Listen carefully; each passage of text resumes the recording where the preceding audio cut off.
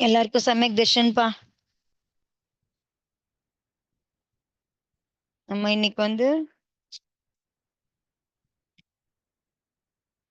பாமண்டலம் பார்த்துட்டோம். அடுத்தது பார்க்கணும்.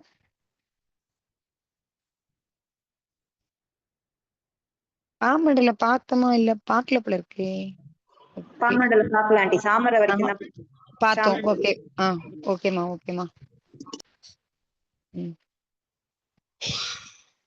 ஓகே, அப்ப ஸ்லோகம் படிச்சுக்கலாம் முதல்ல, அப்புறமா இது பண்ணிக்கிறேன்.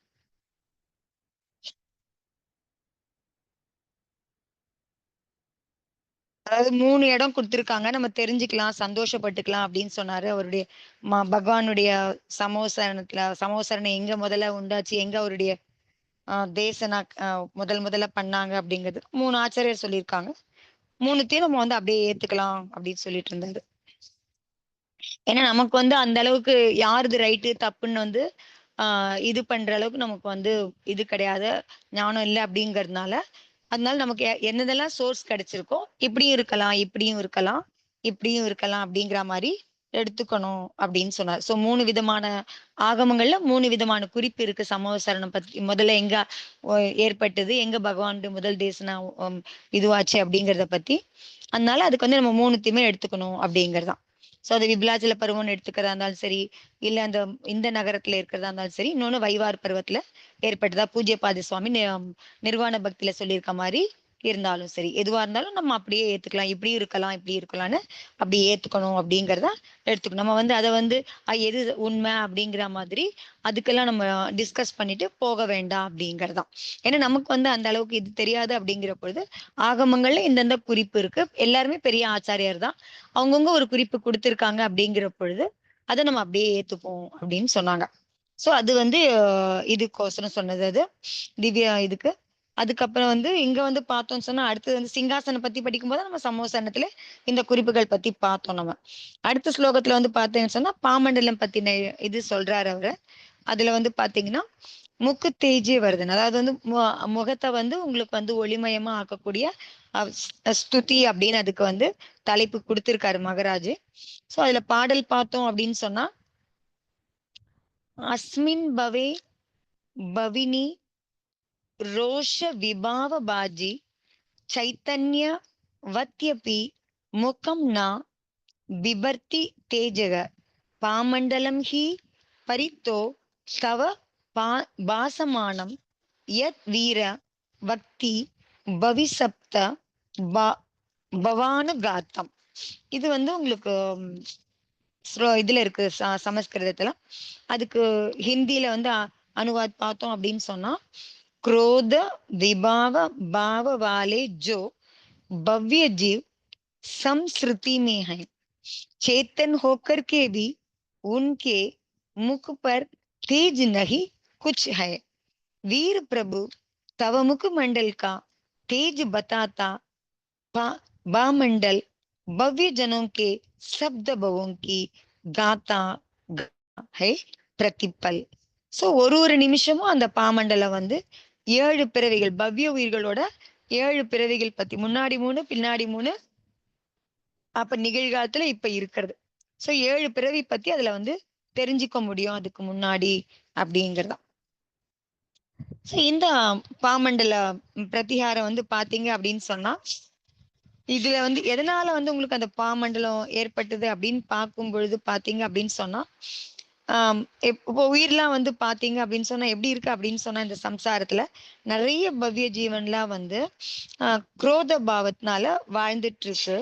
சோ அதனால அவங்களுடைய முகத்துல வந்து பிரகாசமானதா இல்ல அப்படின்னு சொல்றாரு. ஏன் வந்து முகம் பிரகாசமா இல்ல பவ்ய ஜீவன்களா இருந்தா கூட அப்படின்னு சொன்னா, இந்த உயிர்கள் வந்து சம்சாரத்துல குரோத பாவத்தோட இருக்கிறதுனால அதனுடைய முகம் வந்து ஒளிமயமானதா உங்களுக்கு பிரகாசமானதா இல்ல அப்படின்னு சொல்றாங்க. சோ என்ன வந்து நம்ம பார்த்தோன்னு நம்ம சொல்ற எல்லாருமே சாதாரணமா என்ன சொல்றோம், எதுவுமே உங்களுக்கு வந்து பார்த்தோன்னே யாருடைய முகத்தை பார்த்தா நம்ம அவங்களுடைய இதெல்லாம் தெரிஞ்சுக்கிறோம். சோகமா இருந்தா எப்படி இருக்காங்க, கோபமா இருந்தா எப்படி இருக்காங்க அப்படிங்கறதுலாம். அதனால வந்து அந்த ஒளிங்கிறது வந்து வெளியில வெளிப்படுத்துறது அப்படிங்கிறது பார்க்கும்போது உங்களுக்கு வந்து பாத்தீங்கன்னா முகம்தான் வெளிப்படுத்துறதா இருக்கிறது. பிரகாசமா சந்தோஷமா இருந்தா இருக்கும்போது முகம் எந்த மாதிரி இருக்கு, சோகமா இருந்தா அந்த மாதிரிலாம் இருக்கும்போது வெளிப்படுறதுனுடைய இதுவா இருக்கிறது, ஆதாரமா இருக்கிறது முகமா தான் உங்களுக்கு வந்து இருக்கு அப்படிங்கறதான். சோ உடம்புல வந்து காந்தி இருந்தது அப்படின்னா கூட உங்களுக்கு வெளிப்படுறது அப்படிங்கிறது வந்து உங்களுக்கு எங்க வெளிப்படுது அப்படின்னா உங்களுக்கு வந்து மூஞ்சில தான் வெளிப்படுது அப்படிங்கறதான். சோ அதனால வந்து அது மாதிரி இல்ல, நம்ம எதுவுமே பார்க்க முடியும். நான் என்னென்ன பார்க்கலாம், முகம் பிரகாசமா சந்தோஷமா இருக்கிறத தெரிஞ்சுக்க முடியும். உங்களுக்கு ஆரோக்கியமா இருக்கிறதும் முகத்தை பார்த்து தெரிஞ்சுக்க முடியும். நோய் இருக்கிறதையும் முகத்தை பார்த்தே நம்ம வந்து தெரிஞ்சுக்க முடியும். துக்கமா இருக்கிறதோ சந்தோஷமா இருக்கிறதோ எல்லாமே உங்களுக்கு வந்து மூஞ்ச பார்த்து நம்மளால வந்து தெரிஞ்சுக்க முடியும். அப்படி மூஞ்சி வந்து எல்லாத்துக்கும் அது ஒரு பிரதிபலிக்கிற ஒரு இதுவா இருக்கு அப்படிங்கறதான். சோ நம்மளுடைய எண்ணம் உள்ளுக்குள்ள எப்படி இருக்கோ, சோ அதை ஒட்டி நம்மளுடைய முக இதுவும் நமக்கு வந்து காமிச்சு கொடுக்கும் அப்படிங்கறதுதான். சோ பிரகாசமா இல்ல, ரொம்ப கருத்து போற மாதிரி இருக்கு, ரொம்ப இதுவா இருக்குன்னு சொன்னா அப்போ உள்ளுக்குள்ள ஏதோ ஒரு பிரச்சனை இருக்கு அப்படிங்கறதுதான். சோ ஒண்ணு உடல் ஆரோக்கியமா இல்லாம காரணமாவும் அந்த மாதிரி பிரகாசமா இல்லாம இருக்கலாம். இல்ல மனசுக்குள்ள வந்து உங்களுக்கு வந்து பாவனையில வந்து நல்ல பாவனை இல்லாம இருந்தாலும் அந்த மாதிரி இருக்க முடியும். சோ எதுவா இருந்தாலும் வெளிப்படுத்துறது வந்து பார்த்தோம் அப்படின்னா அது வந்து நமக்கு வந்து எதுல காமிக்குதுன்னா முகத்துல தான் வந்து காமிக்குது அப்படிங்கறதான். சோ நம்ம இதுல கூட சொல்றோம் இல்லையா, face is the index of the heart அப்படிங்கிற மாதிரிலாம் நிறைய பேசுறோம் நம்ம. சோ அதே மாதிரிதான் உங்களுக்கு வந்து இது நமக்குள்ள என்ன பாவனை இருக்கு, இல்ல நம்மளுடைய உடம்போட ஆரோக்கியம் எப்படி இருக்கு, சோ அது எல்லாமே வெளிப்படுத்துற இண்டெக்ஸா இருக்குதுன்னு பார்த்தோம்னா அது வந்து நமக்கு வந்து முகமாதான் இருக்கு அப்படிங்கறதான். சோ அப்ப எதனால நமக்கு வந்து அந்த குரோதம் வருது, எதனால வந்து உங்களுக்கு வந்து அந்தரங்கத்துல வந்து கலுஷத்தா வருது அப்படின்னு பார்த்தோம்னா அதுக்கு என்ன காரணமா இருக்கு, அது வந்து கரும உதயத்தினால ஏற்படுது. சோ கரும உதயம் வரும்பொழுது நம்மளுடைய பரிணாமத்துல நம்மளுடைய உணர்வுகள்ல வந்து என்ன வந்துடுது, உங்களுக்கு ஒரு அழுக்குத்தன்மை இல்ல கலுஷத்தான்னு சொல்றோம் இல்ல, அந்த மாதிரி தூய்மை இல்லாத அந்த ஒரு நிலை வந்து ஏற்படுது. சோ அது காரணமா நமக்கு என்ன ஆகுது அப்படின்னு சொன்னா அந்த கலுஷத்தா காரணமா நமக்குள்ள இருக்கிற குரோதமும் நமக்கு அந்த குரோத கஷாயமும் உங்களுக்கு வந்து அதிகமா ஆகுது அப்படிங்கறதா. சோ அது அந்த கஷாயங்களும் உங்களுக்கு வந்து அதிகமாகுது. எதனால? கர்மம் கர்ம உதயம் காரணமா பரிணாமத்துல ஏற்படுற மாற்றம் காரணமா உங்களுக்கு கஷாயங்கள்ல வந்து விருத்திய நம்மளால பார்க்க முடியுது அப்படிங்கறதுதான். சோ அப்ப அந்த அளவுக்கு அது முகத்திலயும் நமக்கு வந்து அதை நம்மளால பார்த்து தெரிஞ்சுக்க முடியும். நம்மளுடைய முகம் பார்த்தே தெரிஞ்சுக்கலாம் நமக்குள்ள என்ன மாதிரி பாவனை இருக்கு, எவ்வளவு இதுவா இருக்கு. சோ எந்த அளவுக்கு ஒளியை வச்சு பார்த்துக்க முடியும். நம்மளுடைய அந்தரங்கம் வந்து எந்த அளவுக்கு தூய்மையாகிட்டே போதோ அந்த அளவுக்கு உங்களுக்கு மூஞ்சியும் வந்து பிரகாசமாயிட்டே போகும். உங்களுக்கு நம்ம பாக்குறோம் மகராஜ் எல்லாம் எதுவுமே பண்றது இல்ல, மாதாஜி பாக்குறோம், மகராஜ் எல்லாம் பாக்குறோம், அவங்கள பார்க்கும் போதே ஒரு இது தெரியுது இல்ல, நம்ம பார்க்கும் நம்ம கூட அவங்களுக்கு ஒரு ஆக்கர்ஷண சக்தி அவங்க கிட்ட இருந்து நம்மளால பார்க்க முடியுது. ஏன்னா அவங்களுக்குள்ள இருக்கிற அந்த தூய்மை தன்மை, அந்த உணவுல இருக்கிற கட்டுப்பாடு, அவங்க கிட்ட இருக்கிற அந்த ஆரோக்கியம், அவங்க கிட்ட இருக்கிற மன ஆரோக்கியம், சரீர ஆரோக்கியம் எல்லாம் காரணமா தான் அவங்க கிட்ட இருந்து நமக்கு ஒரு அந்த மாதிரி இது தெரியுது இல்லையா. அதனால நம்மளுடைய முகத்தை பார்த்து நம்ம தெரிஞ்சுக்க முடியும். நாமும் நம்மளுடைய முகத்தை பார்த்து நமக்குள்ள என்ன ஆரோக்கியம் கம்மியா இருக்கா, இல்ல வந்து உணர்வுகள்ல வந்து நமக்கு அதிகமா இருக்கா, கஷாயங்கள் அதிகமா இருக்கா அப்படிங்கறத நம்மளுடைய முகத்தை பார்த்து நம்ம வந்து தெரிஞ்சுக்க முடியும் அப்படிங்கறதாம். சோ அது வந்து பகவானுக்கு மட்டும் பாமண்டலம் இல்ல, ஒரு தனி వ్యక్తిக்கும் ஒரு தனி உயிருக்கும் வந்து பாத்தீங்கன்னா பகவானுக்கு இருக்கிற அந்த ஒளிமண்டலம் அந்த பிரகாசம் வந்து நம்ம வந்து பாமண்டல் அப்படின்னு சொல்றோம். ஆனா ஒரு உயிருக்கும் வந்து பாத்தீங்கன்னு சொன்னா ஒரு ஆம் ஆறா அப்படின்னு சொல்றோம், இல்லைன்னு சொன்னா இதுன்னு சொல்றோம். நமக்குள்ளேயும் எல்லாருக்குள்ளேயும் பாத்தீங்க அப்படின்னு சொன்னீங்கன்னா நம்மள சுத்தி கூட ஒரு ஒளிவட்டம் இருந்துட்டேதான் இருக்கு. அதனாலதான் பாத்தீங்கன்னா யார்கிட்டயாவது சிலர்கிட்ட யார்கிட்ட பேசும்போது பார்த்தா சிலர்கிட்ட பேசும்போது வந்து பாத்தீங்கன்னா அவங்களால ஈர்க்கப்படுறவங்களா இருப்போம். சில பேர் வந்து பாத்தீங்கன்னு சொன்னா அவங்க கிட்ட இருந்து விலகி போனா போறோம் அப்படிங்கிற மாதிரி இருக்கும். இது எல்லாமே காரணம் அந்தந்த தனிப்பட்ட நபரோட அவங்களுக்கு கிட்ட இருக்கிற அந்த ஒளிவட்டத்தோட அதனுடைய இதுவா பிரபாவமா அதனுடைய பாதிப்பா நமக்கு வந்து நிறைய விஷயம் அந்த மாதிரி உருவாகிறதுக்கு முடியும். ஒருத்தர்கிட்டயுமே ஒரு தனிநபர்கிட்டயுமே உங்களுக்கு வந்து அந்த மாதிரி ஒரு ஆறா இருக்கும் உங்களுக்கு. அது வந்து நமக்கு வந்து ஆபா மண்டலம் அப்படின்னு சொல்லாத. சோ எல்லாருக்குமே இருக்கு. சோ அது எந்த அளவுக்கு வந்து உங்களுக்கு வந்து கருமையா இல்லாம அது கருப்பா இல்லாம இருக்கோ அந்த அளவுக்கு அவங்க கிட்ட வந்து பாத்தீங்கன்னா ஒரு நேர்மறையான ஒரு தன்மை அவங்க கிட்ட இருக்கும். சோ அவங்க கிட்ட போகும்போது பேசும்போதெல்லாம் பாத்தீங்கன்னு சொன்னீங்கன்னா நமக்கு ஒரு நல்ல உணர்வு ஏற்படும். சிலர்கிட்ட வந்து உங்களுக்கு ஆபா மண்டலம் வந்து எந்த அளவுக்கு வந்து இதுவா இருக்கும், அவங்களுக்குள்ள ஒரு பாவனை காரணமா இல்ல இது காரணமா அது கருப்பா இருந்ததுன்னு சொன்னா, அது பிரகாசமா இல்லைன்னு சொன்னா, அப்ப அவங்க கிட்ட போகும்போது வந்து பார்த்தோன்னா, நமக்கு ஒரு துக்க உணர்வு, இல்ல ஒரு வெறுப்புணர்வு, இல்ல அவங்க கிட்ட இருந்து விலகி போயிடணும் அப்படிங்கிற மாதிரி, அந்த மாதிரி உணர்வுல நமக்கு வந்து ஏற்பட முடியும் அப்படிங்கிறது தான். அதனால வந்து அதிலிருந்து நம்ம தெரிஞ்சுக்க முடியும். பாமண்டல ஆனா பகவானுக்கு வந்து எந்த இதுவுமே கஷாயமே இல்ல அப்படிங்கிறதுனால, அவருடைய பாமண்டல் அவ்ளோ பிரசித்தமானதா, அவ்ளோ ஒளி உடையதா. யோசிச்சு பாருங்க. பாமண்டல் பிரகாசமா இருக்கு. உடம்பு சரீரமும் உங்களுக்கு வந்து பரம ஔதாரிக சரீரம். அதுவும் பிரகாசமா இருக்கு. எல்லாம் ஒரே பிரகாசமயம் தான். பகவான நேரடியா பார்க்க போணும்னு சொன்னா, அது எது உருவம், என்ன இதுன்னு அந்த அந்த ஒளியில வந்து நம்மளால கரெக்ட்டா இது கூட பண்ண முடியாத அளவுக்கு அவ்ளோ பிரகாசமா, ஒளி வெள்ளமா அவர் வந்து இருக்காரு அப்படிங்கிறதாம்.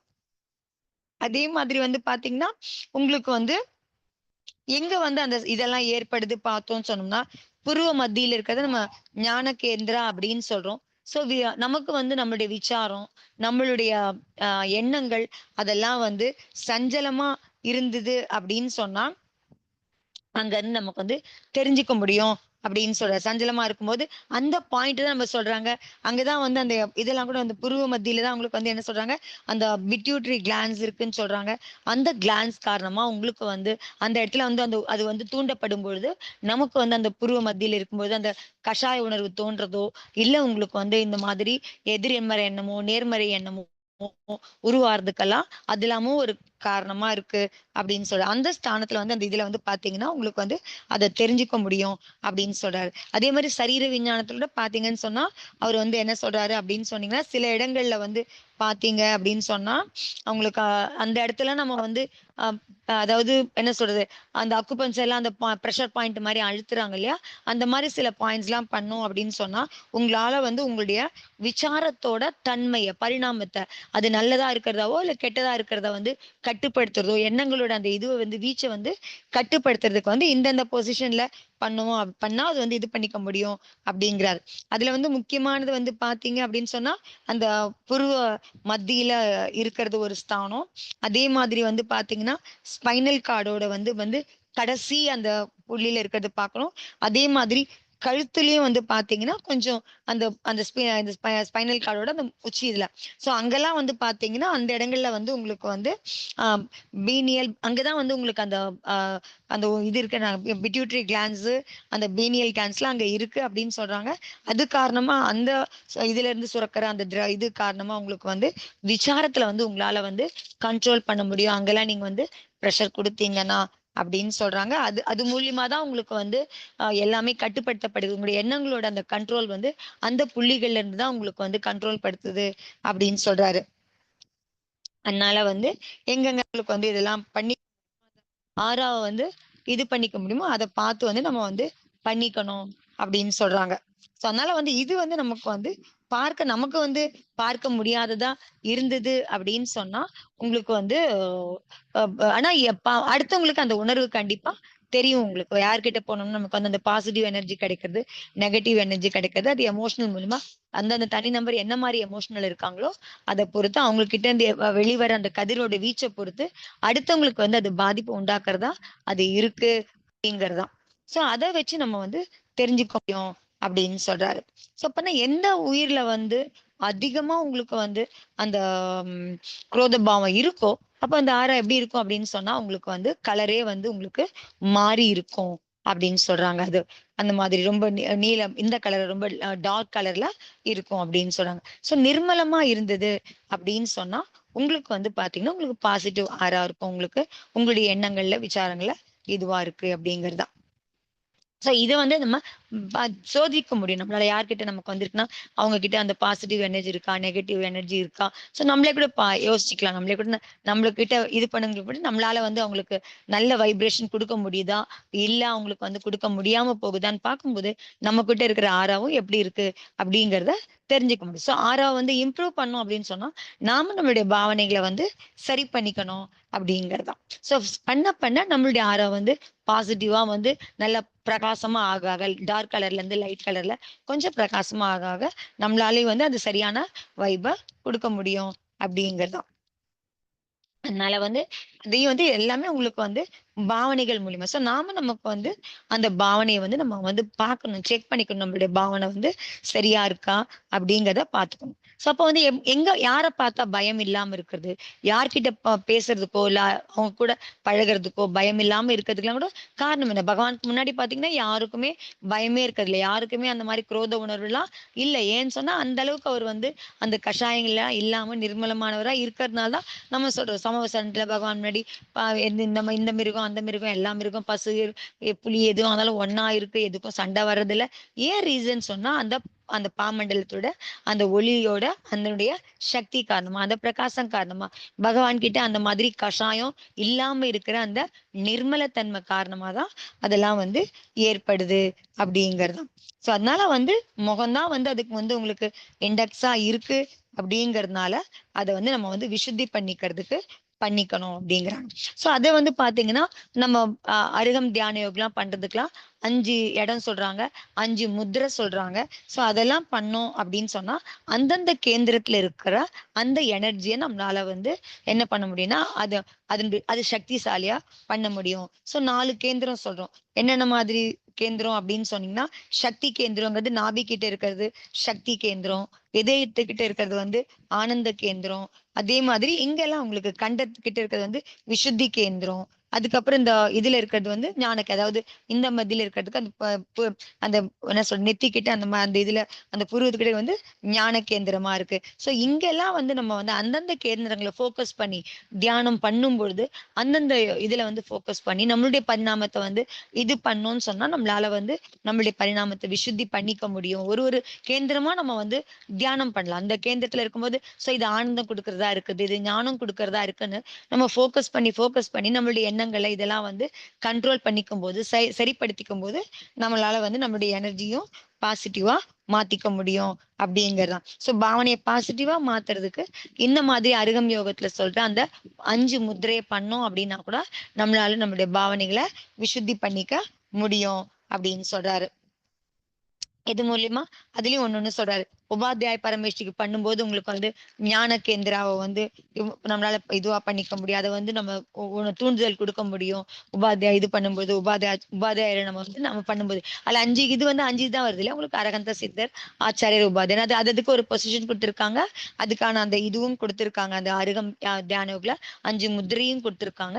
அந்த அதே மாதிரி உபாத்தியாயர் பண்ணும்பொழுது நமக்கு வந்து ஞான கேந்திரத்தை வந்து நம்மளால வந்து அதுக்கு வந்து அதிகப்படுத்த முடியும். அதோட சக்தி அதோடைய கண்ட்ரோலை நம்மளால அதிகப்படுத்த முடியும் அப்படிங்கிற பாவனைகளை அந்த மாதிரி நம்ம அதை வந்து தியானம் பண்ணும் பொழுது கவனமா அது மேல அதே நோக்கமா உபயோகம் அதுலயே இருக்கிற மாதிரி நாம வந்து தியானம் பண்ணோம் அப்படின்னு சொன்னா நம்மளால பாவனைய விசுத்தி பண்ணிக்க முடியும் இந்த 5 பாவனை மூலியமா அப்படின்னு சொல்றாரு. அதுலயும் வந்து ஞான கேந்திரா வந்து தூண்டுறது மூலியமா நம்மளுடைய வந்து ஞானத்தினுடைய இது வந்து அதிகப்படுத்திக்கிறதுக்கு பண்ணணும் அப்படின்னு சொன்னா நம்மளுடைய ஞானம் சைவ சகாகிறதுக்கு நம்மளுடைய விருத்தி பண்றதுக்கெல்லாம் பண்ணணும்னா அட்லீஸ்ட் அந்த உபாத்தியாய முத்திரை சொல்றாங்க இல்லையா. அந்த உபாத்தியாய முத்திரையில நீங்க வந்து ரொம்ப ஸ்திரமா அதுல வந்து கொஞ்ச நாழி இருந்து வந்து நம்ம வந்து அதனுடைய அந்த இருக்கிற அந்த அந்த இது பண்ணும்போது நேரா பார்க்கும்போது அந்த 2 கட்டை விரல் அந்த உபாத்தியாய இதுக்கு வந்து வரும்போது அந்த முத்திரை இருக்குல்ல 2 கை வந்து முன்னாடி நீட்டா வச்சு அப்படியே கண்ணுக்கு முன்னாடி அந்த கட்டை விரல் மட்டும் இது பண்ணும். அந்த அங்க கட்டை விரல் மட்டும் நீங்க அசையாம போக்கஸ் பண்ணீங்க அப்படின்னு சொன்னா அதை ஸ்திரமா நம்ம வந்து இது பண்ணோம் அப்படின்னு சொன்னா நமக்கு வந்து நம்மளோட பாவனைய ஞானத்தை இது பண்ணிக்கிறதுக்கும் பாவனையை இது பண்ணிக்கிறதுக்கும் ஸ்திரம் பண்ணிக்கிறதுக்கும், அதாவது பாசிட்டிவா ஸ்திரம் பண்ணிக்கிறதுக்கும் ஞானத்தை வந்து நம்ம கிளியர் ஆக்கிக்கிறதுக்கும் விசுத்தி பண்ணிக்கிறதுக்கும் நமக்கு வந்து பண்ணிக்க முடியும் அப்படின்னு சொல்றாரு. அதனால மனசை கண்ட்ரோல் பண்றதுக்கு மலினமான மனசை தூய்மைப்படுத்துறதுக்கு இதெல்லாம் வந்து உங்களுக்கு இந்த 5 முத்திரை பண்ண முடியும் அப்படின்னு சொல்றாரு. அதே மாதிரி உட்கார்ந்து உங்களுக்கு வந்து அந்த சுவாசத்தோட ரிதம் வந்து இருக்குல்ல, நம்ம வந்து நீங்க டெலிபரேட்டா நீங்க வந்து மூச்சு வாங்குறதோ விடுறதோ பண்ணாம ஒண்ணுமே பண்ணாம சாதாரணமா உட்கார்ந்து அப்படி கவனிக்கிறது அந்த சுவாசத்தோட ரிதம் போறது வரத நிதானமா நம்ம வந்து கவனிச்சுட்டு இருந்தோம் அப்படின்னு சொன்னா மனசையும் நம்மளால வந்து அந்த மாதிரி ஒருமுகப்படுத்த முடியும் அப்படின்னு சொல்றாரு. அப்போ உங்களுக்கு அதெல்லாம் அது வந்து உட்கார்ந்துதான் பண்ணணும்னு கிடையாது. அந்த 5 முத்திரை கூட அவர் சொல்றாரு, ரொம்பவுமே வந்து சௌகரியமானது. நீங்க எந்த நிலைமையில இருந்தாலும் அந்த முத்திரைய வந்து நீங்க பண்ண முடியும். உட்கார்ந்தும் பண்ணலாம், படுத்தும் பண்ணலாம், நின்னுட்டேவும் பண்ணலாம். ஆனா யார் வேணாலும் சொல்லி எந்த வயசுல இருக்காங்களோ, உடம்பு முடியல படுத்துட்டே இருக்காங்க அப்படின்னா கூட, அந்த 5 முத்திரை ஏன்னா கையில தான் அது வந்து பூரா அந்த முத்திரைக்கான அந்த இதெல்லாம் இருக்கு, செயல்பாடெல்லாம் இருக்கு அப்படிங்கிற பொழுது, முக்கியமா உங்களுக்கு வந்து அந்த கவனமா அதுல உபயோகத்த அதுல பண்றது தான் இருக்கு அப்படிங்கிற பொழுது, அத நீங்க படுத்துட்டேவும் பண்ணலாம் அப்படிங்கிறதுதான். சோ அந்த மாதிரி பண்ணும்பொழுது, நமக்கு வந்து என்ன ஆகும் அப்படின்னு சொன்னா, நமக்குள்ள வந்து ஒரு அந்த என்ன சொல்றது? கண்ட்ரோல் ஆகுது நமக்குள்ள. அந்த மனசு பத்தி நெறைய நம்ம வேற வேற மாரிலாம் சிந்தனை போகுது இல்லையா? நமக்கு கவலைப்படுறோம். தேவையில்லாத இதெல்லாம் சிந்தனைலாம் பண்றோம் அப்படிங்கிற பொழுது, அதுல இருந்தெல்லாம் மனச விலக்குறதுக்கும், மனச வந்து நல்ல விஷயத்துல ஸ்திரமா வச்சுக்கிறதுக்கும், நமக்கு இந்த 5 யோகமும் பண்ணலாம் அப்படின்னு சொல்றாரு. சோ அதுல வந்து அவங்க 2, 3 பேர் எக்ஸாம்பிளும் அவங்க வந்து சொன்னாங்க. பஞ்சாப் கேஸ்ன்னு ஒண்ணு சொன்னாரு. சஞ்சய்ங்கிறவரு அவங்களுக்கு வந்து இந்த மாரி ப்ராப்ளம்லாம் இருந்து உடம்பு உபாதையா இருக்கும் பொழுது, அவங்க வந்து இந்த வ ப இந்த முத்திரை பண்ணி 5 பஞ்ச முத்திரை பண்ணி அவங்க வந்து அதனால அவங்களுக்கு வந்து நல்ல பெனிஃபிட் கிடைச்சிருக்கு அப்படின்னு சொல்றாங்க அவங்க. அதே மாதிரி தூக்கம் வந்து உங்களுக்கு வரல அப்படின்னா கூட, நீங்க வந்து உங்களுக்கு வந்து அது நிதானமா பண்ணோம் அப்படின்னு சொன்னா, உங்களுக்குள்ள ஒரு ஆழ்ந்த அமைதி கிடைக்கும்பொழுது ஆட்டோமேட்டிக்கா ஏன்னா தூக்கம் வரலன்னு சொன்னா, உங்களுக்கு மனசு வந்து அதிகமா சஞ்சலமா இருந்தது அப்படின்னா தான் உங்களுக்கு வந்து தூக்கம் வராம இருக்க முடியும். சோ இந்த மாதிரி இந்த யோகத்த பண்ணும்பொழுது, உங்களுக்கு மனச ஸ்திரம் பண்ணும்பொழுது, உங்களுக்கு மனச கொஞ்சம் அமைதிப்படுத்தும் பொழுது, உங்களுக்கு தூக்கமும் உங்களுக்கு வந்து பண்ண முடியும். டென்ஷனும் இல்லாம உங்களுக்கு வந்து இருக்க முடியும் அப்படிங்கிறது தான். சோ முக்கியமா பார்க்கும்போது முதல்ல வந்து நமக்கு பெருசா ஒண்ணும் பண்ண முடியலன்னா கூட, அந்த 5 முத்திரையில பண்றது, இன்னொன்னு வந்து சுவாசத்த வந்து பார்க்கிறது. 2மே நம்ம பண்ணோம் அப்படின்னு சொன்னா, நமக்கு வந்து நமக்கான ஓரளவுக்கு நம்மளால அதுல நன்மைய அடைய முடியும் அப்படிங்கிறது தான். சோ அதே வந்து மெதுவா நம்ம வந்து அந்த ஓம் அருகம் நம்ம வந்து பண்ணும்போது முதல்ல அக்ஷரம் பார்த்து பண்றது. அதுக்கப்புறம் அந்த அந்த அருகத்துல இருக்கிற சித்தர்கள பார்க்க முடிஞ்சது. அதுக்கப்புறம் நம்ம ஆத்மாவ பார்க்க அப்ப கொஞ்சம் கொஞ்சமா நம்ம அதுல முன்னேற முடியும் அப்படிங்கிறதான். சோ அப்ப நம்முடைய பாவனைய நம்ம கண்ட்ரோல் பண்ணிக்கிறதுக்கு, மனசு இஷ்டம் போல திங்க் பண்ணாம நல்ல பாவனை தான் பண்ணணும். சோ பாவனையில ஒரு கண்ட்ரோல் கொண்டு வரதுக்கு, ஒரு ஒழுங்கு கொண்டு வரதுக்கு நமக்கு இந்த இதெல்லாம் வந்து உதவியா இருக்கும் அப்படின்னு சொல்றேன். சோ அந்த பாவனை ஒழுங்காச்சுன்னு சொன்னா, அப்ப நமக்கு என்னென்ன கிடைக்க முடியும் அப்படின்னு சொன்னீங்க அப்படின்னு சொன்னா, உங்களுக்கு வந்து சக்தியும் கிடைக்க முடியும் அப்படிங்கிறதுதான். சோ ரொம்ப நல்லா இதுவா பண்ணணும்னு சொன்னா, உங்களுக்கு வந்து அந்த கண்ல இருக்கிற அது ஒரே மாரி அந்த அந்த இதெல்லாம் பார்க்கும்போது கண் கரெக்ட்டா வச்சு கண்ணெல்லாம் அசைக்காம கான்சன்ட்ரேட் பண்ணி பண்ணோம் அப்படின்னு சொன்னா, உங்களுக்கு அப்பல்லாம் பண்ணும்போது கண்ல தண்ணிலாம் வர அளவுக்கு அந்த அளவுக்கு அது இதுவா உன்னிப்பா நம்ம கவனிச்சு ரொம்ப நாழி அதெல்லாம் பண்ணோம் அப்படின்னு சொன்னா, உங்களுக்கு அது மூலியமா கண்ல இருக்கிற அந்த பிரகாசம் கூட அதிகமாக முடியும். கண் பார்வை உங்களுக்கு வந்து விசுத்தி அடைய முடியும். அதாவது நிர்மலமாக முடியும். ரொம்ப ஏதாவது அதுல சரியா இல்ல அப்படின்னா கூட விஷன் அத வந்து நிர்மலமாக்கிக்க முடியும் அப்படிங்கிறதுதான். சோ அது மாரி பண்ணிக்க முடியும் அப்படின்னு ஸ்திரத்தன்மைக்கு முக்கியமா உங்களுக்கு வந்து இந்த அருகம் தியான யோகா பண்ண முடியும் அப்படிங்கிறதுதான். இதுல வந்து எதனால இவருக்கு இது கிடைச்சது அப்படிங்கறத இத பத்தி எல்லாம் பேசுறாரு. எப்படி அவங்களுக்கு வந்து பகவானுக்கு வந்து இந்த பாமண்டல அளவுக்கு அவங்களுக்கு வந்து இந்த அஷ்ட பிரத்தியாரம் மூலியமா இவ்ளோ பிரகாசம் கிடைக்கிறதுக்கு எது காரணமா இருக்கு? அதுதான் இங்க பேஸ். அதுக்கு தான் இந்த யோகம் பத்தி எல்லாம் பேசியிருக்காரு. என்ன வந்தா உங்களுக்கு வந்திருக்கும்? அந்தரங்கத்துல உங்களுக்கு கஷாயங்களுடைய இல்லாம போச்சு அப்படின்னு சொன்னா, அப்ப வந்து உங்களுக்கு வந்து இந்த மாதிரி பாமண்டலம் வருது. உங்களுக்கு அந்த பிரதிகாரம் கிடைச்சிருக்கு அப்படிங்கிற மாதிரி சொல்லும்போது, அந்த குரோத பாவம் இல்லாம போகும்பொழுது, அதுக்கு வந்து உங்களுக்கு இந்த மாரிலாம் கிடைக்க முடியும் அப்படிங்கிற பொழுது, சோ அது அபாவத்தினால அது ஏற்பட முடியுது அப்படிங்கிற பொழுது, அதனால உங்களுக்கு நீங்களும் வந்து அந்த மாரி உங்க பாவனைகள வந்து அந்த மாதிரி ஸ்திரம் பண்ணோம் அப்படின்னு சொன்னா, உங்களுக்கும் அந்த மாதிரி ஒளி வட்டம் நம்மளுக்கு பாசிட்டிவா ஆக முடியும் அப்படிங்கிறதுதான். அதுவும் இல்லாம அதுக்கு எவ்வளவு சக்தி இருக்கு. பகவானுடைய அந்த ஒளி வட்டத்துல இத்தனைக்கும் அது அச்சேதனா தான். ஆனாலும் அந்த அச்சேதன அந்த பிரகாசத்துக்கு என்ன இருக்கு? அவ்ளோ சக்தி இருக்கு. எதனால சக்தி இருக்கு? ஒரு பவ்ய ஜீவன் அந்த ஒளி வட்டத்துல போய் நின்னது அப்படின்னு சொன்னா, அதுக்கு முன்னாடி 3 பரியாயம், பின்னாடி 3 பரியாயம், இப்ப இருக்கிற பரியாயமும் எப்படி ஆகும் அப்படிங்கிறதும் அதுல வந்து தெரியும் அப்படிங்கிறத தெளிவா உங்களுக்கு வந்து தெரிஞ்சுக்க முடியும் அப்படிங்கிறதான். அப்ப அது அந்த ஞானத்துல பகவானுடைய ஞானத்துல எவ்ளோ நிர்மலத்தன்மை இருந்தா, எவ்ளோ அழுக்கே இல்லாம தூய்மை நிலை இருந்தது அப்படின்னு சொன்னா, அந்த பிரகாசம் வந்து உங்களுக்கு வந்து இந்த மாதிரி உங்களுக்கு வந்து அந்த பிரகாசத்துல மத்தவங்களுடைய இதுவும் தெரியிற அளவுக்கு வருது. பவங்களும் தெரியிற அளவுக்கு அதுல வந்து வருது அப்படிங்கிறதுதான். அதனால இந்த பிரதிகாரியத்தோட விசேஷம் வந்து இந்த மாதிரி காரணத்துல அப்படி தூய்மை என்ன காரணமா இதுவுமே வந்து பாத்தீங்க அப்படின்னா இது வந்து பாத்தீங்கன்னா இந்த ஒளிவட்டம் வந்து தேவர்களால அமைக்கப்பட்டதா இல்லை. ஏன்னா உங்களுக்கு மத்ததெல்லாம் பாத்தீங்கன்னா சிம்மாசனம் முக்குடை அதெல்லாம் பாத்தீங்கன்னா தேவர்கள் வந்து அமைக்கிறாங்க அதுல. ஆனா ஒளிவட்டங்கிறது அவங்க அமைக்கிறது இல்ல.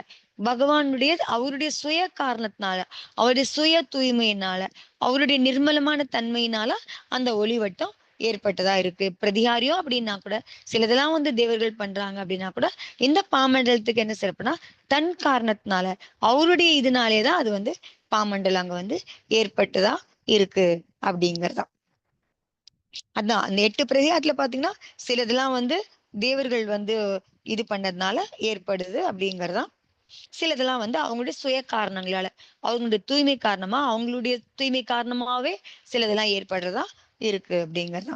இது வந்து உங்களுக்கு வந்து இந்த இது வந்து உங்களுக்கு எதுனால வந்து குரோத கஷாயம் அபாவத்தினால உங்களுக்கு வந்து பாமண்டலம் ஏற்படுது. சோ அந்த குரோதமின்மை அப்படிங்கிற பொழுது சோ அந்த மனசுல எவ்வளவு சாந்தி இருக்கும், எவ்வளவு அமைதி இருக்கும், எவ்வளவு தூய்மை இருக்கும், அதனால அந்த பாமண்டலம் ஏற்பட்டிருக்கு அப்படிங்கறதா. சோ ஒண்ணுமே அவங்களுக்கு கிடைக்குது அப்படின்னு சொன்னா அவங்களுடைய முயற்சி அதுல என்னவா இருக்கு, சோ அந்த தூய்மை எவ்வளவா இருக்கு அப்படின்னு தெரிஞ்சுக்கும் போதுதான் நமக்கு வந்து நாம சும்மா வெறும் குருட்டாம்போக்குல இந்த பிரதிகாரம் அந்த பிரதிகாரம் அந்த இது பண்றோம். நம்ம திருப்பி அதுலயும் இதுல எல்லாம் போய் மாட்டிக்கிறோம். நம்ம அதுல போய் இது பண்ணலாமா அது பண்ணலாமா கூட வைக்கலாமா இதெல்லாம் பண்ண அதை பத்தி தான் பேசுறோமே தவிர ஆனா அது எதுக்கு ஏற்பட்டது, எது காரணமா அது அவருக்கு கிடைச்சிருக்கு, அந்த மாதிரி நம்மளுடைய பரிணாம தூய்மை அடையணும்னா நம்ம என்ன பண்ணணும் அப்படிங்கிற பக்கமும் நம்மளுடைய எண்ணம் போகணும் அப்படிங்கறத அவர் சொல்றாரு மகராஜால.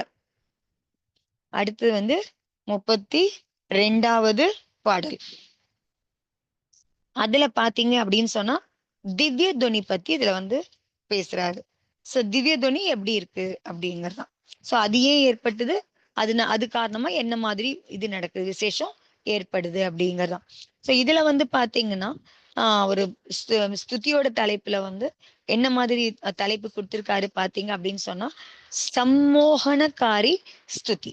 சோ சம்மோகனகாரி ஸ்துதி அப்படிங்கிற பொழுது இங்க வந்து பாத்தீங்கன்னா உங்களுக்கு அது மூலியமா என்ன ஒரு நமக்குள்ள ஒரு பிரசன்னத்தன்மை நமக்கு வர்றதுக்கு, நமக்குள்ள ஒரு சந்தோஷம் வர்றதுக்கான ஒரு இதுக்கா இருக்கு. சம்மோகனக்காரியா நம்மள வந்து மோகனமா உங்களை மகிழ்ச்சி உங்களுக்கு இதுவா வச்சுக்கிறதுக்கு உங்களை வச்சுக்கிறதுக்கான அந்த மாதிரி ஸ்துதியா இது வந்து இருக்கு. சோ திவ்ய துனி வந்து உங்களுக்கு வந்து என்னமா எப்படி அது சந்தோஷத்தை கொடுக்குது அப்படின்னு பாக்குறதா இதுல வந்து சொல்றாரு வந்து. பாடல் வந்து பாத்தீங்க அப்படின்னா சித்திரம் விபோ திரிபுவனேஷ ஜினேஷ வீர நியூனே त्वयि द्वित विहास्य रतेन देव दिव्यध्वनिं तदपि कर्णयितुं तु भव्यः आयन्ति ते रतिवशात् अनुयन्ति हास्यम्. சோ எது இல்லாமைனால இது ஏற்படுறது பார்த்தோம். சோ 4 கஷாயத்துக்கு 4 இது நம்ம பார்த்தாச்சு. சோ இப்ப 5 இதுக்கெல்லாம் வந்து பார்க்கும்போது என்ன இருக்குன்னு பார்த்துக்கலாம். 3 लोक के हो ईश्वर तुम जिनेश तुम वीर विभु हास्य नहीं है रति नहीं है तव चेतन में हो प्रभु फिर भी दिव्य ध्वनि को सुनकर भव्य जीव रति भाव धरे तत्व ज्ञान पी कर मानो हो प्रसन्न मन हास्य करे. சோ அவர்கிட்ட எது இல்லாத காரணத்தினால அந்த பிரதிகாரியம் ஏற்பட்டது. ஆனா அது வந்துருச்சு இல்லையா வெளியில. சோ எது இல்லாதனால அவருக்கு திவ்ய துவனி ஏற்படுது அப்படின்னு சொன்னா நோ கஷாயத்துலதான் ஜோடி ஜோடியா இருக்கு இல்லையா உங்களுக்கு வந்து ரதி அந்த இதெல்லாம் இருக்கு இல்லையா அந்த மாதிரி. சோ இதுல வந்து பாத்தீங்கன்னா இதுல வந்து ரத்தியும் ஹாஸ்யமும் இல்லாததுனாலதான் உங்களுக்கு வந்து திவ்ய துணி வந்து ஏற்பட்டது அப்படின்னு சொல்றாங்க 9 நோ கஷாயத்துல. சோ இதுல வந்து முதல் ஜோடியா இருக்கிறது ரதி ஹாஸ்ய ரதி. அதுக்கப்புறம் வந்து இன்னொன்னு ஜோடி வந்து உங்களுக்கு என்ன வரும் அரதி சோகம். 3வது ஜோடி வந்து பாத்தீங்கன்னா பயம் ஜுகுப்சா வரும். சோ அதுக்கப்புறம் 3 வேதம் இருக்கும், ஸ்ரீ வேதம் புருஷ வேதம் டபும் சக வேதம் அப்படின்னு சொல்லிட்டு. சோ இதுதான் உங்களுக்கு வந்து 9 நோ கஷாயம். இதுல முதல் இதுவா இருக்கிற ஹாஸ்ய ரதி. சோ அந்த போனதுனால சோ பகவானுக்கு வந்து பாத்தீங்க அப்படின்னு சொன்னா இந்த ஹாஸ்ய ரதி இல்லாத காரணத்தினாலதான் அவருக்கு அந்த திவ்ய துவனி மகராஜ் எங்கெங்கெல்லாம் யோசிச்சு திங்க் பண்ணி எதை எதோட கனெக்ட் பண்ணி இது எல்லாருமே வந்து அது அழகா இருக்கு, ஸோ அதை பார்க்கறோம் அப்படிங்கிறதோட தான் நிறைய இதெல்லாம் ஸ்துதியெல்லாம் பார்க்கிறோம். இவர் பாத்தீங்க அப்படின்னு சொன்னா அதுக்கு இருக்கிற பின்னணி காரணம் என்ன, எதனால அதை பகவான் அடைஞ்சிருப்பாரு அப்படின்னு ஸோ எப்படி யோசிக்கிறாங்க. ஸோ அந்த மாதிரிலாம் யோசிக்கும் பொழுதுதான் நம்மளால வந்து நம்மள தூய்மைப்படுத்திக்க முடியும் அப்படிங்கறதான். ஸோ இதுல இவரு மகாராஜ் என்ன சொல்றாரு, ஹாசியும் ரதியும் உங்ககிட்ட இல்லாம போச்சு, அதனாலதான் உங்களுக்கு வந்து திவ்ய துவனி ஏற்பட்டிருக்க முடியும் அப்படிங்கிறாரு. சோ இதுலயும் பாத்தீங்க அப்படின்னு சொன்னா கஷாயங்கள் பத்தி பார்த்தோம் அப்படின்னா கூட இது வந்து நோ கஷாயமா இருக்கு ஆக்சுவலா. சோ இந்த நோ கஷாயத்துக்கு வந்து பாத்தீங்கன்னா சுயமா வந்து அதுக்கு வந்து அந்த அளவுக்கு வந்து அதுக்கு தானா வந்து ஒரு இது கெடுக்கிறதுக்கோ இது பண்றதுக்கோ அதுக்கு வந்து அந்த அளவுக்கு அதுக்கு சக்தி எல்லாம் அதுக்கு வந்து கிடையாது. அதுக்கு அது என்ன மாதிரி இருக்கும் அப்படின்னு சொன்னா ஒரு ஒரு நாய் இருக்கு, ஒரு முதலாளி இருக்காரு அப்படின்னு பாத்தீங்கன்னா, சோ முதலாளி சொல்ல சொல்ல நாய் என்ன மாதிரி பண்ணுதோ அது அவரை குறைக்க சொன்னா அது குறைக்கும், வாய மூடி அப்படின்னு சொன்னா அது வாய மூடிக்கும். சோ அது வந்து முதலாளி என்ன சொல்றாரோ அதுபடி செய்யுது இல்லையா. சோ இந்த நோ கஷாயம் கூட நாய் மாதிரி தான். சோ முதலாளி யாருன்னு பார்த்தோம்னு சொன்னா மூல கஷாயம். எந்த மூல கஷாயம், குரோதமான மாய லோபங்கிற அந்த மூல கஷாயம். சோ அந்த முதலாளி வந்து எப்படி வந்து இந்த நோ கஷாயத்தை வந்து செயல்படுத்துறதுக்கு சொல்றாங்களோ அதுபடி இது சொல்லு. சோ சொல்லு, குரோதம் சொல்லுது இல்ல மான கஷாயம் சொல்லுது நீ வந்து சிரி இல்ல வந்து இது பண்ணு அப்படின்னு சொன்னா உடனே அந்த உயிருக்கு வந்து அந்த ஹாஸ்யம் ரதிங்கிற அந்த கஷாயம் ஏற்பட முடியும் அப்படிங்கதான். சோ பின்னாடி இருந்து ஏற்கிறது யாரு, மூல கஷாயம். சோ இப்ப வெளியில தெரியறது எது, இந்த நோ கஷாயங்கள் வெளிப்பாடா அது இருக்கு அப்படிங்கறதுதான். அதனால வந்து அந்த குரோதத்தோட நோ கஷாயத்தை தான் வந்து பாத்தீங்கன்னா இந்த ஹாஸ்ய ரதிக்கு இருக்கு. முதலாளி வந்து பாத்தீங்கன்னா அதான் குரோதமான மாயலோபம் மாதிரி. சோ நோ கஷாயங்கிறது நாய் மாதிரி இருக்கு அப்படிங்கறத அவர் வந்து சொல்றார். சோ இப்ப இந்த ரெண்டுமே உங்களுக்கு வந்து பாத்தீங்கன்னா இல்லாம போச்சு அப்படின்னு சொன்னாதான் நீங்க உங்களுக்கு என்ன ஆகுது, உங்களுக்கு இந்த மாதிரி உங்களுக்கு அது வேலை செய்யும் போது உங்களுக்கு என்னவா இருக்காது, உங்களுக்கு திவ்ய துவனி கிடைச்சிருக்கு அப்படின்னு சொல்லி திவ்ய துவனி. சோ அது வெளியில வந்துருச்சு அந்த கஷாயம், நீங்க என்னமோ வெளியே ஏத்திட்டீங்க. யார் ஏத்துனது வெளியில, பகவான் வந்து அது வெளியில அனுப்பிச்சிட்டாரு. எந்த பாவங்களை கஷாயங்களை, ஹாஸ்யத்தோ ரதியத்தோ. சோ அப்ப அது அங்கிருந்து வெளில வந்து அதுக்கு வேற எங்கன்னா செய்யறதுக்கு இடம் வேணும் இல்லையா, அதுடைய வேலை செய்யறதுக்கு. சோ அது ரெண்டும் எங்க போய் சேர்ந்துருச்சு அப்படின்னு பார்த்தோம்னு சொன்னா அந்த ஹாஸ்யமும் ரதியும் யார்கிட்ட போய் சேர்ந்திருக்கு, பவ்யர்கள் கிட்ட போய் சேர்ந்துருச்சு. அந்த ரெண்டு கஷாயம் யார்கிட்ட போயிருக்கு, பவ்ய ஜனங்கள் கிட்ட. எங்க எல்லா எதனால அது அந்த ஹாசிரதி அங்க வருது அப்படின்னு பார்த்தோம் அப்படின்னு சொன்னா சமோசனத்துல உட்கார்ந்துட்டு இருக்க எல்லா பவ்ய உயிரும் வந்து பார்த்தோம்னா அவருடைய திவ்ய துவனிய கேட்கும்போது, சோ அத கேட்கும்போது அவங்களுக்குள்ள வந்து என்ன ஏற்படுது அப்படின்னு சொன்னா அப்படின்னு பாத்தீங்கன்னா உங்களுக்கு ஹாஸ்யம் அப்படிங்கிறது கூட வந்து அது வந்து நம்ம வந்து ஹாஸ்யம்னு சொன்னா இன்னொருத்தர பரிகசிக்கிறதுன்னு எடுத்துக்கிறோம், இன்னொருத்தர கேலி பண்றதுன்னு. சோ அது இன்னொரு விதத்துல பார்த்தோம்னு சொன்னா ஒரு பிரசன்னமா இருக்கிறது, அந்த சென்ஸ்ல கூட உங்களுக்கு வந்து எடுத்துக்க முடியும் அப்படிங்கறதா. சோ அந்த சென்ஸ்ல பார்க்கும்போது பாத்தீங்க அப்படின்னு சொன்னா சோ அங்க பகவானுடைய திவ்ய துணி கேட்டுக்கும் போது பவ்ய உயிர்களுக்கு வந்து ஒரு பிரசன்னம் ஏற்படுது, ஒரு சந்தோஷம் வந்து ஏற்படுது அவங்களுக்கு. சோ அது எப்போ உங்களுக்கு சந்தோஷ பாவம்லாம் வரும் அப்படின்னு சொன்னா உங்களுக்கு அந்த பிரசன்ன பாவம் ரதி பாவமும் அப்ப கூட இருந்தது அப்படின்னாதான் உங்களுக்கு அந்த பிரசன்ன பாவமும் உங்களுக்கு வந்து வர முடியும். உங்களுக்கு வந்து அரதி பாவம் தான் உங்களுக்கு பிரசன்னம் வர முடியாது இல்லையா. சோ ரதி பாவமும் கூட இருக்கும் பொழுதுதான் உங்களுக்கு அந்த பிரசன்னத்தன்மை வர முடியும். உங்களுக்கு அப்பதான் அந்த பாவமும் உங்களுக்கு ஏற்பட முடியும். சமோசனத்துல பாத்தீங்கன்னா மணிக்கணக்கா உட்கார்ந்துட்டு இருக்காங்க பகவானுடைய திவ்ய துணியை கேட்கறதுக்கு, அவருடைய தேசனாவை கேட்கறாங்க, எல்லாம் பண்றாங்க. பசி கிடையாது, தாகம் கிடையாது, எதை பத்தின கஷ்டமோ துக்கமோ அந்த மாதிரி எண்ணம்லாம் வந்து எதுவுமே உங்களுக்கு வந்து ஏற்படுறது கிடையாது. எப்போ அது கேட்க கேட்க அந்த அளவுக்கு அந்த உள்ளத்துல வந்து பாத்தீங்கன்னா அவ்வளவு சந்தோஷத்தை வந்து அடையிறாங்க அவங்க அப்படின்னு சொல்றாரு. சோ பகவான் கிட்ட இருந்து வெளில வந்த ஹாஸ்யமும் ரதியும் இப்ப யார்கிட்ட போய் இதுவாயிடுச்சு, பகவீர்கள்ட்ட போய் அடையாச்சு. அவங்களுக்கு வந்து ஹாஸ்யத்தை ரதயத்தையும் பண்ண சொல்லுது, அவங்களுக்கு சந்தோஷத்தை ஏற்படுத்துது. சந்தோஷத்தை கொடுக்கறது எதுவா இருக்குன்னு பார்த்தோம்னா பகவானுடைய திவ்ய துணி சந்தோஷத்தை கொடுக்கறதா இருக்கு அப்படிங்கறதா. அதனால வந்து சோ இந்த யார்கிட்டலாம் உங்களுக்கு வந்து அந்த மாதிரி பாவாத்மகா உங்களுக்கு வந்து யார்கிட்ட வந்து உங்களுக்கு வந்து ஈடுபாடு இருக்கோ அங்க வந்து உங்களுக்கு வந்து ரதி வந்து ஏற்பட முடியும். சோ அதுமே வந்து பாத்தீங்கன்னு சொன்னா நம்ம பெரும்பாலும் வந்து பெண் வந்து ஆணை நோக்கி, ஆண் பெண்ணை இது பண்றதா நம்ம வந்து பண்ணிட்டு இருக்கோம். ஆனா இங்க அந்த சென்ஸ்ல சொல்லாம பாவத்துல நமக்கு எதனால உங்களுக்கு வந்து அந்த ஒரு ஈடுபாடு ஏற்படுது இல்லையா, அந்த திவ்ய துவனி கேட்கும்போது பகவானோட கனெக்ட் ஆகுறோம் இல்லையா.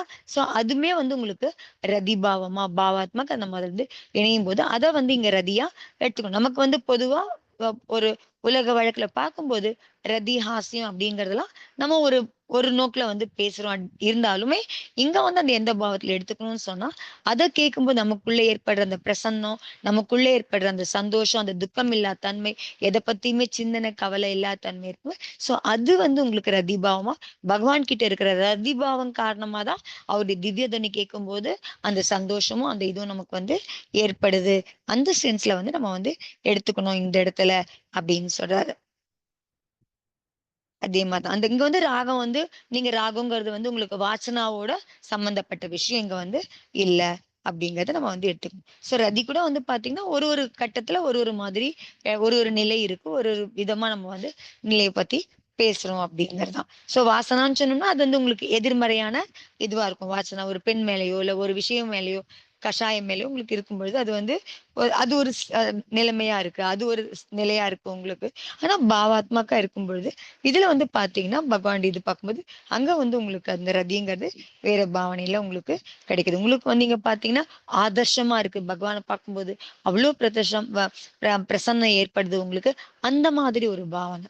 சோ அதை வந்து நம்ம வந்து இங்க ரதியை ஏற்படுத்துது, பகவான் மேல ஏற்படுத்துதுன்னு சொல்றோம். சோ அது ரதி காரணமா தான். சோ அந்த அளவுக்கு அந்த ஒட்டுதலும் அந்த சமர்ப்பணம் அந்த இந்த பாவனையில அங்க இருக்கிறதுனால தான் பாத்தீங்கன்னா சமோசரணத்துல இருக்கும்போது பாத்தீங்கன்னா தூக்கம் வர்றது கிடையாது, பசி எடுக்கிறது கிடையாது, எந்த விதமான உடல் சரீர சம்பந்தப்பட்டமான எந்த விஷயமும் நமக்கு வந்து நினைவுக்கே வந்து வர்றதில்லை. ஈவன் பாத்தீங்கன்னு சொன்னா ஆஹ் மரணம் கூட உங்களுக்கு வந்து அந்த மாதிரி திவ்யதுனி கேட்கும் போது ஏற்படுறது இல்ல. சோ யாராவது கேள்வி கேட்கலாம், ஆயுள் எப்ப வேணா முடியும், எப்படி தெரியும், அங்க போய் உட்கார்ந்ததுக்கு அப்புறம் ஆயுள் முடிஞ்சா என்ன ஆகும் அப்படின்னு. சோ ஆயுள் முடிஞ்சா போகதான் போறாங்க. ஆனா ஆயுள் வந்து அந்த சமோசரணத்துல இருக்கிற நேரத்துலதான் அவங்களுக்கு ஆயுள் முடிய போறோம் அந்த சமயமா இருக்குன்னு சொன்னா அவங்களுக்கு வந்து சமோசரணத்துக்கு போகிறதுக்கான பாவனையும் இருக்காது, இல்ல போகிறதுக்கான சூழ்நிலையும் அங்க வந்து இருக்காது. அதனால சமோசரணத்துல பகவானுடைய திவ்ய துணி கேட்கும்போது மரணம் ஏற்படுறது இல்ல, பசி கிடையாது, உங்களுக்கு எந்த விதமான துன்பமும் அப்ப வந்து ஏற்படுறது கிடையாது. ஏன்னா பகவான் வந்து ஒரு குறிப்பிட்ட டைம்ல 2.5 மணி நேரத்துக்கு மேல ஒரு திவ்ய துணி ஆரம்பிச்சுதுன்னு சொன்னா சோ 2.5 மணி நேரத்துக்கு முன்னாடி கண்டினியூஸா அது அப்படியே இது பண்ணிட்டே இருக்கும், வந்துட்டே இருக்கும் உங்களுக்கு. சோ அவ்வளவு நாளையுமே அவங்க வந்து உட்கார்ந்து உட்கார்ந்து அதை கேட்கும்போது அப்பெல்லாம் அவங்களுக்கு வந்து அதெல்லாம் ஏற்படுறது இல்ல அப்படிங்கறதுதான்.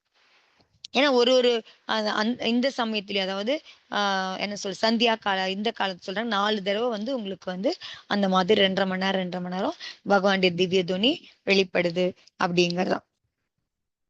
அதனால அங்க இருக்கும்போது அவ்வளவு சந்தோஷம் ஏற்படுது, அவ்வளோ துக்கம் இல்லா தன்மை, அவ்வளோ பிரசன்னம் ஏற்படுது. சோ எதனால அவருக்கு ஏன் வந்து திவ்ய துணி ஏற்படுதுன்னா அவருக்கு வந்து ரதியும் ஹாசியமும் ரதியும் இல்லாம போறதுனால அவளுக்கு ஏற்படுது. ஆனா அப்படிப்பட்ட ஹாசிய ரதி யார்கிட்ட வந்து சேர்ந்துருது, பவ்ய ஜீவன்கள் கிட்ட வந்து ஏன் வந்து சேருது அப்படின்னா பகவானை பார்க்கும்போது அப்படியே திவ்யதனை கேட்கும்போது அவங்களுக்குள்ள அந்த பாவாத்மக் அந்த தொடர்பு அவங்களுக்குள்ள ஏற்படுற அந்த இது காரணமா பரிணாம இது காரணமா அவங்களுக்கு அப்படி ஒரு சந்தோஷம். அதை வந்து நம்ம ரதி பாவமாவும் ஹாஸ்ய பாவமாவும் எடுத்துக்கலாம். அந்த விருப்பம் அவரை பார்த்துட்டு இருக்கணும், அவரதை கேட்கணுங்கிற அந்த ருச்சி இருக்கு இல்லையா, அது அங்க வந்து ரதி பாவமா இருக்கு. சோ நம்ம ரதிங்கிறது பொதுவா சொல்றது வந்து வாசனா விஷயத்துக்கு சொல்றோம். பெண் மேல ஏற்படுது அதுங்க பண்ற அந்த ருச்சியும் அந்த பாவமும் ஏற்படுற மாதிரி அது வந்து பொதுவா ஆனா இந்த இடத்துல பாத்தீங்கன்னு சொன்னா பகவான் மேல ஏற்படுற அந்த ருச்சியும் அந்த பாத்துக்கிட்டே இருக்கணும், அவரது கேட்டுட்டே இருக்கணுங்கிற அந்த பாவாத்மக் விஷயத்துக்கு ரதிஹாசி எடுத்துக்கணும். அப்ப அவர் விட்டது யார்கிட்ட வந்திருக்கு இப்ப, பவ்ய ஜீவன்கிட்ட வருது. சோ அதுவுமே எதுக்கு வருது, அவங்களுடைய நன்மைக்கானதா, அவங்களுக்கு சந்தோஷத்தை தரக்கூடியதா அது வந்து இருக்கு அப்படிங்கறதா. அடுத்தது பார்த்தோம் அப்படின்னு சொன்னா அசோகத்தரு. சோ 33வது பாட்டு. அதுல பார்த்தோம் அப்படின்னா பாட்டோட தலைப்பு என்ன கொடுத்திருக்காங்கன்னா சோக விநாசக் ஸ்துதி. சோ அசோக தரு, சோகம்னா உங்களுக்கு சோகமா இருக்குது, அசோகனா சோகம் இல்லாம இருக்குது. சோ ஸ்துதிக்கு பேரும் அவர் என்ன கொடுக்குறாரு அப்படின்னு பார்த்தோம்னா அசோக விருட்சம் பேசும் பொழுது சோக விநாச, சோகத்தை போக்கக்கூடியதா, விநாசம் பண்ணக்கூடிய ஸ்துதியா அது இருக்கு அப்படின்னு சொல்றாரு. சோ பாடல் பார்த்தோம் அப்படின்னா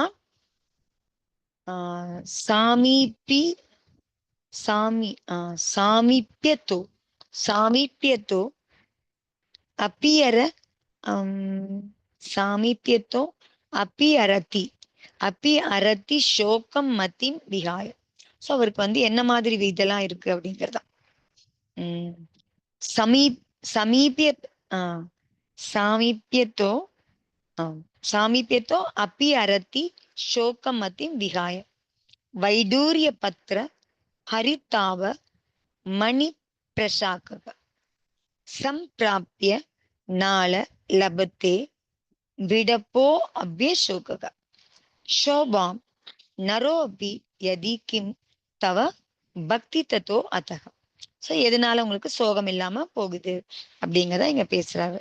சோ அதனுடைய ஹிந்தி அனுவாதம் பாத்தீங்க அப்படின்னு சொன்னா, நானாவித வைடூரிய மணிக்கு ஹரித்த மணிமயி शाखाएं तव समीपता से ही तजदी अरती शोग की बाधाएं मानो इसलिए उस तरु का नाम अशोक कहा जाता। क्या आश्चर्य, आप भक्ति से यदि मनुष्य शोभा पाता. சோ மனுஷங்களை வந்து என்ன பிரகாசம் அடையுது, சந்தோஷம் அடையுது, சோபை அடையிறதுக்கு வந்து ஒன்னும் பெரிய ஆச்சரியமே இல்ல. உங்க பக்கத்துல இருக்க ஜடமா இருக்கிற அந்த தருவே வந்து அசோக தரு அப்படிங்கிற சோகம் இல்லாத விருட்சம் அப்படிங்கிற பேர் அதை அடையுது அப்படின்னு சொன்னா, உங்க சமீபத்துல வர மனுஷன் மட்டும் சோகம் இல்லாம இருக்கான், பிரசன்னமா இருக்கான்னு என்ன பெரியதுல ஆச்சரியம்? எதுவுமே ஆச்சரியம் இல்ல, எல்லாம் இதுதான் அப்படிங்கறதா. சோ அந்த அசோகத்தரும் எப்படி இருக்கிறதும் அப்படின்னு சொல்றது. சோ அது வைடூரிய மணினால இல்ல பச்சை அந்த மரகத மணினாலலாம் எதெல்லாம் என்னவா இருக்கு அப்படிங்கறதெல்லாம் சொல்றாரு. சோ இங்க அசோகத்தரு பத்தி சொல்லும் பொழுது அதுக்கு விளக்கமா என்ன சொல்றாரு அப்படின்னு சொன்னா, அந்த அசோகத்தரு வந்து பாத்தீங்கன்னா ஒரு மரம் தான் இல்லையா உங்களுக்கு வந்து. சோ இந்த அசோக வருஷங்கிறது வந்து எல்லா தீர்த்தங்களுக்கும் இருக்கு. ஆனா பேர் நம்ம சொல்லும் போது என்ன சொல்றோம்? அசோக விஷயம். அந்த அஷ்ட பிரத்தியாரம் சொல்லும் போது அசோக விருஷம்னு சொல்றோம். அப்ப எல்லா தீர்த்தங்களுக்கும் ஒரே மரம் இருக்கான்னு கிடையாது. சோ ஒரு தீர்த்தங்களும் ஒரு மரம் இருக்கு. அவங்கவுங்களுக்குரிய கேவல ஞானம் எந்த மரத்துக்கு கீழே கேவல ஞானம் அடைஞ்சாங்களோ அந்த மரம் அவங்களுடைய அசோக தருவா இருக்கும் அப்படிங்கறதா. சோ ஆதிநாத சுவாமிக்கு பாத்தீங்க அப்படின்னு சொன்னா வடவிருக்ஷம் அப்படிங்கறதா அவருடைய அசோக தருவா இருக்கு. அதே மாதிரி மகாவீர் சுவாமிக்கு வந்து பாத்தீங்கன்னா சால் விருட்சம் அப்படிங்கிறது அவருடைய அசோக தருவா இருக்கு. பாஷ்ணா சுவாமிக்கு வந்து பாத்தீங்கன்னா எனக்கு அந்த சப்தம் சரியா கேட்கல, தவவான்னு. சோ அவருக்குமே ஒரு அந்த விருட்சம் இருக்கு அது. சோ அந்த விருட்சம் அவருடைய அசோக விருட்சமா இருக்கு அப்படிங்கறதா. பகவான்லாம் பாத்தீங்க அப்படின்னா தீட்சை எடுக்கும் பொழுது எங்க எடுக்கிறாங்க? தீட்சை எடுத்து முதல்ல அவங்க எந்த இடத்துல போய் உட்கார்றாங்கன்னு பார்த்தோம் அப்படின்னு சொன்னா, அவங்க எல்லாருமே வந்து பாத்தீங்கன்னா ஒரு சிலாப்பட், அதாவது கற்பாறை மீது தான் அவங்க வந்து உட்கார்ந்து தியானம் பண்ண ஆரம்பிக்கிறாங்க, தீட்சையெல்லாம் எடுக்கிறாங்க. ஆனா வந்து கேவல ஞானம் அடையும் போது பாத்தீங்கன்னு சொன்னீங்கன்னா, எங்க உட்காரும் போது அவங்களுக்கு கேவல ஞானம் வருதுன்னு சொன்னா, ஒரு மரத்தோட அடியில உட்கார்ந்து இருக்கும் பொழுதுதான் அவங்களுக்கு வந்து கேவல ஞானம் ஏற்படுது அப்படிங்கறதாம். சோ அப்ப சுக்ல தியானம் இந்த மூலியமா தான் நம்ம வந்து கேவல ஞானம் அடையுதுன்னு சொல்றோம். சோ அப்ப அந்த சுக்ல தியானம் ஏற்படுறதுக்கு கூட சோ அந்த மரம் வந்து ஏதோ ஒரு விதத்துல வந்து உங்களுக்கு வந்து ஒரு சப்போர்ட் சிஸ்டமா இருக்கு. மரமும் ஒரு உதவியா அந்த இடத்துல இருக்கு. சோ அதை நம்ம வந்து பார்க்கணும் அப்படிங்கிறார். அதை பத்தி நம்ம நிறைய யோசிக்கணும் அப்படின்னு சொல்லணும். சோ மரம் வந்து ஏதோ ஒரு விதத்துல சுக்ல தியானம் ஏற்படுறதுக்கு ஒரு காரணமா அது வந்து இருக்கு அப்படிங்கறதான். சோ அப்ப என்ன, நீங்க கேவல ஞானம் சுக்ல தியானம் ஏற்பட்டது அப்படின்னா கூட கேவல ஞானம் அடைகிற அளவுக்கு அந்த சுக்ல தியானம் விருத்தி ஆகணும், தூய்மை அடைஞ்சுக்கிட்டே போகணும், அவ்வளவு ஒருமுகப்பட்ட தன்மை வேணும். அது அதெல்லாம் எங்க கிடைக்குது? மரத்துக்கு கீழே உட்கார்ந்தவங்க அந்த சுக்ல தியானத்தை பண்ணும்பொழுதுதான் அதனுடைய உச்சக்கட்ட நிலையான அந்த கேவல ஞானத்தை அடையிறதுக்கு தகுதியுடைய அந்த சுக்ல தியானத்தை அவங்க வந்து அங்கதான் பண்றாங்க அப்படிங்கிறாங்க. அதனால வந்து மரத்துக்கு கீழே கூட நம்ம பார்த்தோம்னு சொன்னா அந்த மரங்கிறது எந்த அளவுக்கு பெரிய விஷயமா இருக்குன்றத அது நம்மளுக்கு கூட வந்து பண்ணிக்கலாம், டெஸ்ட் பண்ணி பார்க்கலாம் அப்படின்னு சொல்றாரு. மரத்துக்கு கீழே உட்காந்து பண்ணி பார்த்தோம்னா நமக்கு தியானம் நல்லா வருதா? சோ அட்லீஸ்ட் நமக்கு சுக்ல தியானம் வராது கூட பரவாயில்ல, அட்லீஸ்ட் நம்மளுடைய தர்ம தியானத்திலேயாவது ஒரு விசுத்தி வருதா அப்படிங்கிறத செக் பண்ணலாம், நம்ம உட்கார்ந்து பண்ணி பார்க்கலாம் அப்படின்னு சொல்றாரு. சோ பகவான் கூட சொல்ற, நதிக்கரையில இந்த நதிக்கரையில ஏற்பட்டது பண்றாங்க, தியானம் பண்றாங்க அப்படின்னு சொன்னா, மகாவீர் சுவாமி பாத்தீங்கன்னா ரித்துக்குல நதிக்கரையில் தான் அவர் வந்து இதெல்லாம் பண்றாரு. அங்கதான் உட்கார்ந்துல தர்ம ஆனா அப்பவுமே அவர் வந்து கேவல ஞானம் அடையும் போது அந்த நதிக்கரையில இருக்கிற ஒரு மரத்துக்கு கீழே தான் அவர் வந்து சுக்ல தியானத்தோட இருக்கும்போது அங்கதான் வந்து பண்றாரு அப்படிங்கறதா. சோ அப்ப அதுவும் அந்த சுக்ல தியானத்துக்கு வந்து பாத்தீங்கன்னா அந்த முயற்சி வந்து பாத்தீங்கன்னா அது ஏதோ ஒரு சப்போர்ட் சிஸ்டமா உங்களுக்கு மரம் வந்து இருக்கு அப்படிங்கறதா. திருலோக பண்ணத்தில அந்த மாதிரி கொடுத்திருக்காங்க. எந்த மரத்துக்கு கீழே பகவானுக்கு கேவல ஞானம் அடையறாங்களோ அந்த மரம் அந்த தீர்த்தங்கருடைய அசோக விருட்சமா இருக்கு அப்படிங்கறதாம். சோ அந்த மரத்தோட இலையெல்லாம் அது ஆக்சுவலா நம்ம மரம்னு சொல்லி பண்றோம் அப்படின்னா கூட அது வந்து பாத்தீங்கன்னா நம்ம அது வனஸ்பதி காய்கம் இல்ல, அது வந்து பிருத்திவி காய்கம் தான் அது ஆக்சுவலா. சோ அதுல வந்து பாத்தீங்கன்னா உங்களுக்கு வந்து மரத்தோட இலை வந்து பச்சை மரகத அப்படி அதனால அது ஒளி வீசுறதா இருக்கு. அப்புறம் வந்து அந்த ஸ்தம்பம் நடுத்தண்டு சொல்றோம்ல அந்த பெரிய இது வந்து உங்களுக்கு வந்து வைடூரிய மணியா நீல கலர் நீளமா இருக்கிற வைடூரிய மணினால ஆனதா வந்து இருக்கு. பாருங்க எத்தனை பிரகாசம் பாருங்க. ஆஹ் திவ்ய சரீரம் அதுவும் பிரகாசமா இருக்கு. ஏன்னா திவ்ய அவதாரிக சரீரம். சோ அதுக்கப்புறம் வந்து பரம அவதாரிக சரீரம். சோ அதுக்கு பின்னாடி என்ன இருக்கு? பாமண்டலம். பாமண்டலத்துக்கு பின்னாடி இதெல்லாம் ஒளிமயமான ரத்தினங்களால ஒளிமயமா இருக்கிற அசோக விருட்சம். அதுவும் பல பல பலன், இதுவும் பல பலன் எல்லாம் பாத்தீங்கன்னா அந்த ஒளி அந்த பகவானுடைய ஒளி வெள்ளம் எப்படி இருக்குன்னு நம்ம வந்து யோசிக்கணும் அப்படின்னு சொல்றாரு. சோ அப்ப பகவானுக்கு அடியில இதுவானால்தான் சோ இவ்ளோ ஒளியும் இவ்ளோ பிரகாசமும் இருக்கிறதுனால்தான் அவருக்கு முன்னாடி போகும்போது அது வந்து அந்த விருட்சம் கூட வந்து எப்படி சோகம் இல்லாம ஒரே இதுவா இருக்கும், பிரகாசமா இருக்கும். அதே மாதிரி மனிதர்களும் பகவான் கிட்ட போகும்போது சோகம் இல்லாதவங்களா ஆயிடுறாங்க. இதுல என்ன ஒரு பெரிய அதிசயம் இருக்க முடியும் அப்படிங்கிறது. ஏன்னா ஜட பதார்த்தமே அவ்வளவு சோகம் இல்லாததா அவ்வளவு பிரகாசம் உடையதா ஆகும்போது ஒரு சேத்தன உயிர் வந்து ஏன் அப்படி வந்து இருக்கிறதுக்கான வாய்ப்பு இல்ல. அது வந்து அதுக்கு என்ன கிடைக்கும் அப்படிங்க சொல்லவே முடியாது. அவ்வளவு பிரகாசம் உடையதா அது கூட ஆக முடியும். சோகம் இல்லாததா அது ஆக முடியும் அப்படிங்கறதுதான். சோ அப்ப இது வந்து எதனால வந்து உங்களுக்கு வந்து இது வந்து ஏற்படுது அப்படிங்கிற பார்த்தோம்னா இங்க வந்து உங்களுக்கு வந்து அந்த பாவம் வந்து பொருந்தி இருக்கிறதா பாத்துக்கோங்க அப்படின்னு சொல்றாரு. Okay.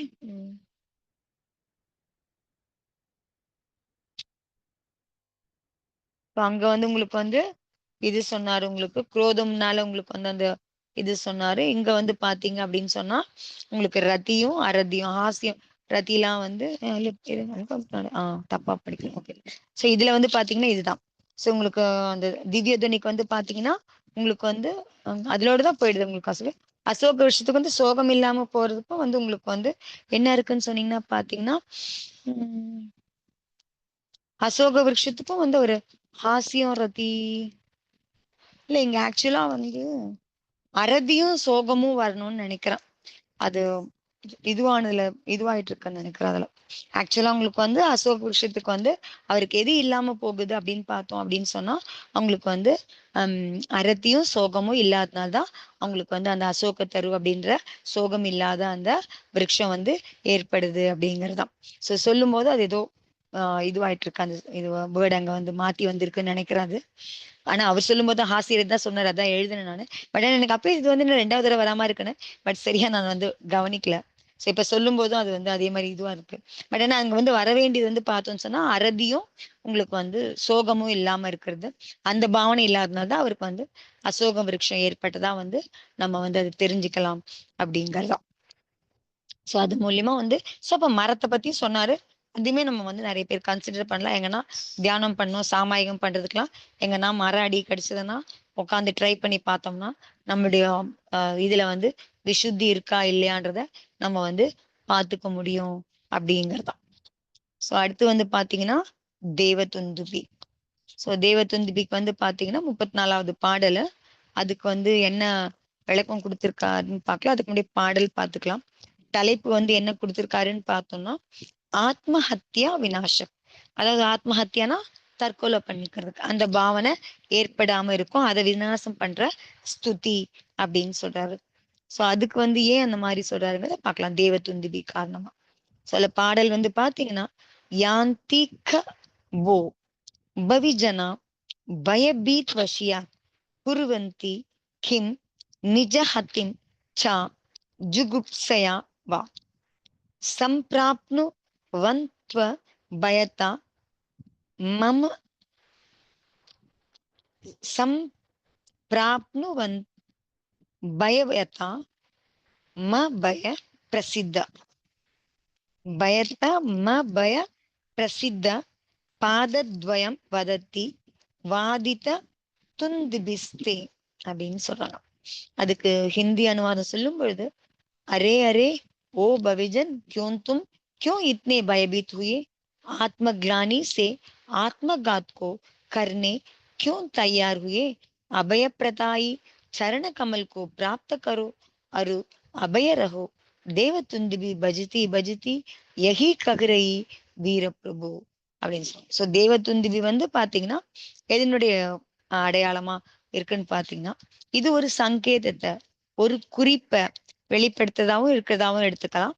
ஒரு உங்களுக்கு மங்கள்மயமான சூழ்நிலைய அந்த மாதிரி ஒரு இது ஏற்படுத்துறதாவும் நம்ம வந்து எடுத்துக்கலாம் அப்படின்னு சொல்றாரு. ஸோ பகவானுடைய சமவசரணத்துல உங்களுக்கு வந்து பாத்தீங்கன்னா அந்த தேவதுந்துபி இது யார் பண்றாங்கன்னு சொன்னா, இதெல்லாம் வந்து உங்களுக்கு வந்து அங்க அந்த தேவதுந்துபின்னு சொன்னா வாத்தியங்களோட ஒளி.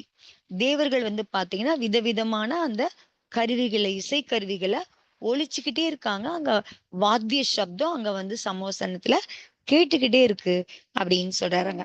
பல விதமான வாத்திய கருவிகளை அவங்க வந்து அது வந்து இது பண்ணிட்டே இருக்கு. அந்த கோஷனா சொல்றோம், இல்லைன்னா அந்த சப்தம் வெளிப்பட்டுட்டே இருக்கு. எப்படி நம்ம தண்டோரா போடும்போது ஒரு இது இருக்கு இல்லையா, ஒரு உங்களுக்கு ஒரு அறிவிப்பு கொடுக்குறாங்க. அதே மாதிரி இந்த தேவதுந்துபில அந்த கருவிகள் கூட, அந்த இசை கருவிகள் வந்து வாத்திய கருவிகளுடைய அந்த சப்தம் கேட்டுட்டே இருக்கும்போது, அந்த கோஷனை இது பண்ணும்போது அது ஏதோ ஒரு செய்திய சொல்றதா அது வந்து இருக்கு அப்படிங்கிறதாம். அதுவும் இல்லாம ஒரு மங்களகரமான ஒரு இசை இது பண்ணும்பொழுது ஒரு மங்களமான ஒரு சூழலை உருவாக்குறதாவும் அதை வந்து வச்சுக்கலாம் அப்படின்னு சொல்றாரு. ஸோ அது என்ன மாதிரி விஷயத்த வந்து அறிவிக்கிற மாதிரி இருக்கு அப்படிங்கிறதா இங்க வந்து பேசுறாரு. ஸோ துந்துபி ஒலிக்கும் போது பாத்தீங்கன்னா ரொம்ப தூரத்துல இருக்கிறதா கூட அந்த பவ்ய ஜனங்களை வந்து அழைக்கிறதா, எல்லாரும் இங்க வாங்க, இந்த இடத்துல வந்து நம்ம ஒரு இது பண்ண சொல்றோம் இல்லையா, ஒரு அனௌன்ஸ் பண்றோம்ல, அந்த மாதிரி திவ்யா தேவதுந்துபி வந்து எல்லாருக்கும் ஒரு ஒரு அறிவிப்பு கொடுக்குற மாதிரி இருக்கு. என்ன மாதிரி, இங்க சமோசரணம் இருக்கு, இங்க பகவான் இருக்காரு, இந்த இடத்துல இந்த மாதிரி இருக்கு அப்படிங்கிறத எல்லாருக்கும் தெரிவிக்கிற மாதிரி இந்த துந்துபி வந்து ரொம்ப தூரத்துக்கு ஒலிச்சுக்கிட்டே இருக்கு. இந்த கருவிகள் ஒலிச்சுக்கிட்டே இருக்கு.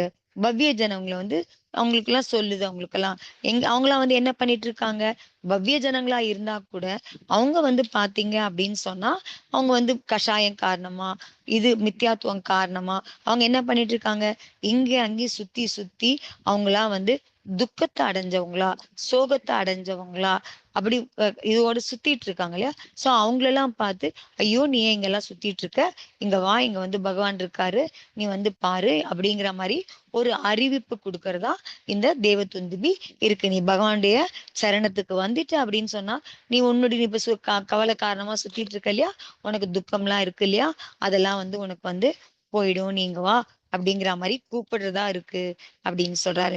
சோ அதனால சங்கீதம் கூட உங்களுக்கு வந்து அது கூட உங்களுக்கு வந்து சமவசரணத்துல அந்த அந்த இது கூட ஒரு இது நடக்குது. நம்ம எப்படி ஃபங்க்ஷனுக்குலாம் வச்சு அந்த சங்கீதம் இது பண்ற மாதிரி ஆடல் பாடல்லாம் இருக்கிற மாதிரி சமவசரணத்துல சங்கீதத்தினுடைய பிரபாவம் அங்கேயே வந்து அந்த காரியம் அங்கேயே நடக்குது. அங்கேயே அது ஒரு மங்களமயமான ஒரு சூழ்நிலைய உருவாக்குற மாதிரி அது வந்து இருக்கு அப்படிங்கறதாம். மங்கள காரியம் மாதிரி அது இருக்கு அப்படிங்கறதாம். அது அதே மாதிரி கூப்பிடவும் செய்தா இருக்கு. பவ்ய ஜனங்களை பார்த்து, நீ உன்னுடைய பிரச்சனை காரணமா இங்க அங்க சுத்திட்டு துக்கத்துல இருக்க, நீ இங்க வா, நீ அதுக்கு அந்த அந்த சத்தம் கேட்கும்போது அவங்களுக்கு அது வந்து அவங்கள அழைக்கிற மாதிரி இருக்கிறது. நீ பகவானுடைய சரணத்தை அடைஞ்சிட்ட அப்படின்னு சொன்னா உனக்கு உன்னுடைய பிரச்சனைக்கு, உன்னுடைய துக்கத்துக்கான சமாதானம், அதுக்கான ஒரு தீர்வு உனக்கு வந்து இங்க கிடைக்கும். நீங்களாம் வாங்க, இங்க பகவான் இருக்காரு, சமோசரணம் இருக்கு, திவ்ய துனி பகவானுடைய உபதேசம் இருக்கு, அதெல்லாம் வந்து விழுது அப்படிங்கிற மாதிரி தகவல் தெரிவிக்கிற மாதிரி இது இருக்கு அப்படிங்கிறாங்க. சோ என்ன மாதிரி அப்படின்னு சொன்னா, ஒரு என்ன சொல்ல தகவல் தெரிவிக்கன்னா வந்து பாத்தீங்கன்னா, அதாவது ஒரு ஒரு ராஜா வந்து இன்னொரு ராஜாவை வந்து இது பண்றதுக்கு படையெடுத்து போறாரு அப்படின்னு சொன்னா, அவங்களுக்கு வந்து இல்லைன்னு சொன்னா, அதே மாதிரி ஒரு திருடன் வந்து பாத்தீங்கன்னு சொன்னா எங்கன்னா, இவன் வந்துட்டேன் அப்படின்னு சொன்னா, அவங்க அவனை வந்து இருக்கிறதுக்கு அவனை துரத்துறதுக்கான இதெல்லாம் இருக்கும் பொழுது அவன்லாம் ஓடுறான். அவனா கூட பாத்தீங்க அப்படின்னு சொன்னா, இந்த அவங்கலாம் கூட வந்தீங்கன்னா அவங்களுக்கான ஆக்சுவலா இது இந்த மாதிரி இல்ல, கூப்பிடுறதுக்கு அந்த இல்ல. தேவதுந்துபி அந்த மாதிரி வகையர்களை கூப்பிடுறது ஒண்ணு. ஆனா அந்த தேவதுந்துபி காரணமா இவங்கெல்லாம் சுத்திட்டு இருக்கவங்கலாம் கூட இப்ப இந்த அழைப்பு கொடுக்கப்படுது இல்லையா, அந்த மாதிரி இருக்கும்போது பாத்தீங்கன்னா இந்த மாதிரி சூழ்நிலை இருக்கவங்க கூட எந்த மாதிரி சூழ்நிலை ஒரு ராஜாவா இருக்காரு. அவரு இன்னொரு ஒரு ராஜாவை வந்து இன்னொரு ராஜா துரத்துக்கிட்டு வராரு, படையெடுத்துட்டு வராரு. அவங்களுக்குலாம் வராங்க. இவர் பயந்து ஓடுற மாதிரி இருக்கு ஒரு ராஜாக்கு அப்படின்னா கூட, அவர் கூட வந்து பாத்தீங்கன்னா துரத்தப்படுறவங்களும் சரி, துறந்து ஓடுறவங்களும் சரி, துரத்தப்படுறவங்க துரத்துறவங்க 2 பேருமே பாத்தீங்க அப்படின்னு சொன்னீங்கன்னா, அந்த சமோசனத்துக்குள்ள போயிட்டாங்க அப்படின்னு சொன்னா, 2 பேருக்குமே எதனால வந்து நம்ம 2 பேரும் எத்தனை நாள் பண்ணிட்டு இருந்தோங்கிறது எல்லாமே அவங்களுக்கு வந்து அந்த சமோசனத்துக்குள்ள போனதுக்கு அப்புறம் மறந்து போயிடும் அவங்களுக்கு. அப்படி ஒரு சாந்த பாவம் வந்துரும். 2 பேருக்கும் ஒருத்தர் மேல ஒருத்தர் அந்த இந்த உங்களுக்கு கோவ குணமோ, இல்ல அவங்கள ஆக்கிரமிக்கணும், அவங்களுக்கு கஷ்டம் குடுக்கணும், அவங்கள இது பண்ணணும் அப்படிங்கிற எண்ணம்லாம் அவங்களுக்கு வரல. அதே மாரி ஒரு திருடன் இருக்கான், திருடிட்டு ஓடுறான், துரத்துறான். அவன் துரத்திட்டு போறவங்க யார் வீட்ல யார பார்த்தாங்களோ அவங்க திருடன் துரத்திட்டு ஓடுறாங்கன்னா, அதே மாரி திருடனும் சரி, அவங்க 2 பேரும் துரத்துறவங்களும் சரி, அங்க சமூக சந்துபட திருடனுக்கும் நல்ல பாவனை வந்துரும். துரத்துறவங்களுக்கும் அவங்களுக்கு ஒரு சாந்த பாவம் அங்க வந்து வந்துரும். சோ அந்த அளவுக்கு உங்களுக்கு அந்த அமைதி கிடைக்கும் அப்படிங்கிறதுக்கு யார் கூப்பிடுற மாரி இருக்கு உங்களுக்கு? திவ்ய தேவதுந்துபி வந்து சொல்லுது, வாங்க, நீங்க வாங்கினா உங்களுடைய பிரச்சனைக்கெல்லாம் ஒரு தீர்வு கிடைக்க முடியும். அது மாதிரி இதுக்கும் வந்து உங்களுக்கு பிரச்சனைக்கு தீர்வு கிடைக்கிறது ஒண்ணு. இந்த மாதிரி நீங்க தப்பே பண்ணியிருந்தீங்க அப்படின்னா கூட, நீங்க வந்து சமாதானத்துக்குள்ள வந்துட்டீங்க அப்படின்னு சொன்னா, அந்த தப்புக்கான தண்டனையில இருந்து தப்பிச்சுக்க கூட உங்களுக்கு முடியும் அப்படிங்கிறதா. சோ அதுவும் அங்க வந்து உங்களுக்கு வந்து இங்க நடக்க முடியும். சமாதானத்துக்குள்ள வந்தீங்க அப்படிங்கிறதா. ஏன்னா, அதுக்கெல்லாமும் உங்களுக்கு வந்து பார்த்தீங்கன்னா, அந்த ஏன்னா அப்போ உங்களுக்கு அந்த சத்தம் கேட்குது இல்லையா? அவங்கள கூட தேவதுந்துபி ஒலிச்சுக்கிட்டே இருக்கும் பொழுது, அந்த சத்தம் கேட்கும்போது நம்ம இங்க போயிடலாம், இங்க போய் மறைஞ்சுக்கலாம் அப்படிங்கிற மாதிரி அந்த பாவனை வந்து அவங்க அதுக்குள்ள வரும்பொழுது, ஸோ அந்த தண்டனையிலேருந்து அவங்களால வந்து தப்பிச்சுக்க முடியுது அப்படிங்கிறதான். ஸோ தப்பிக்கிறதுக்கான ஒரு காரணமா கூட உங்களுக்கு வந்து அந்த தேவதுந்துபி ஒரு உதவியா இருக்கு. அதே மாரி. ஸோ இவங்க மாரி காரணமும் ஒண்ணு இருக்கு.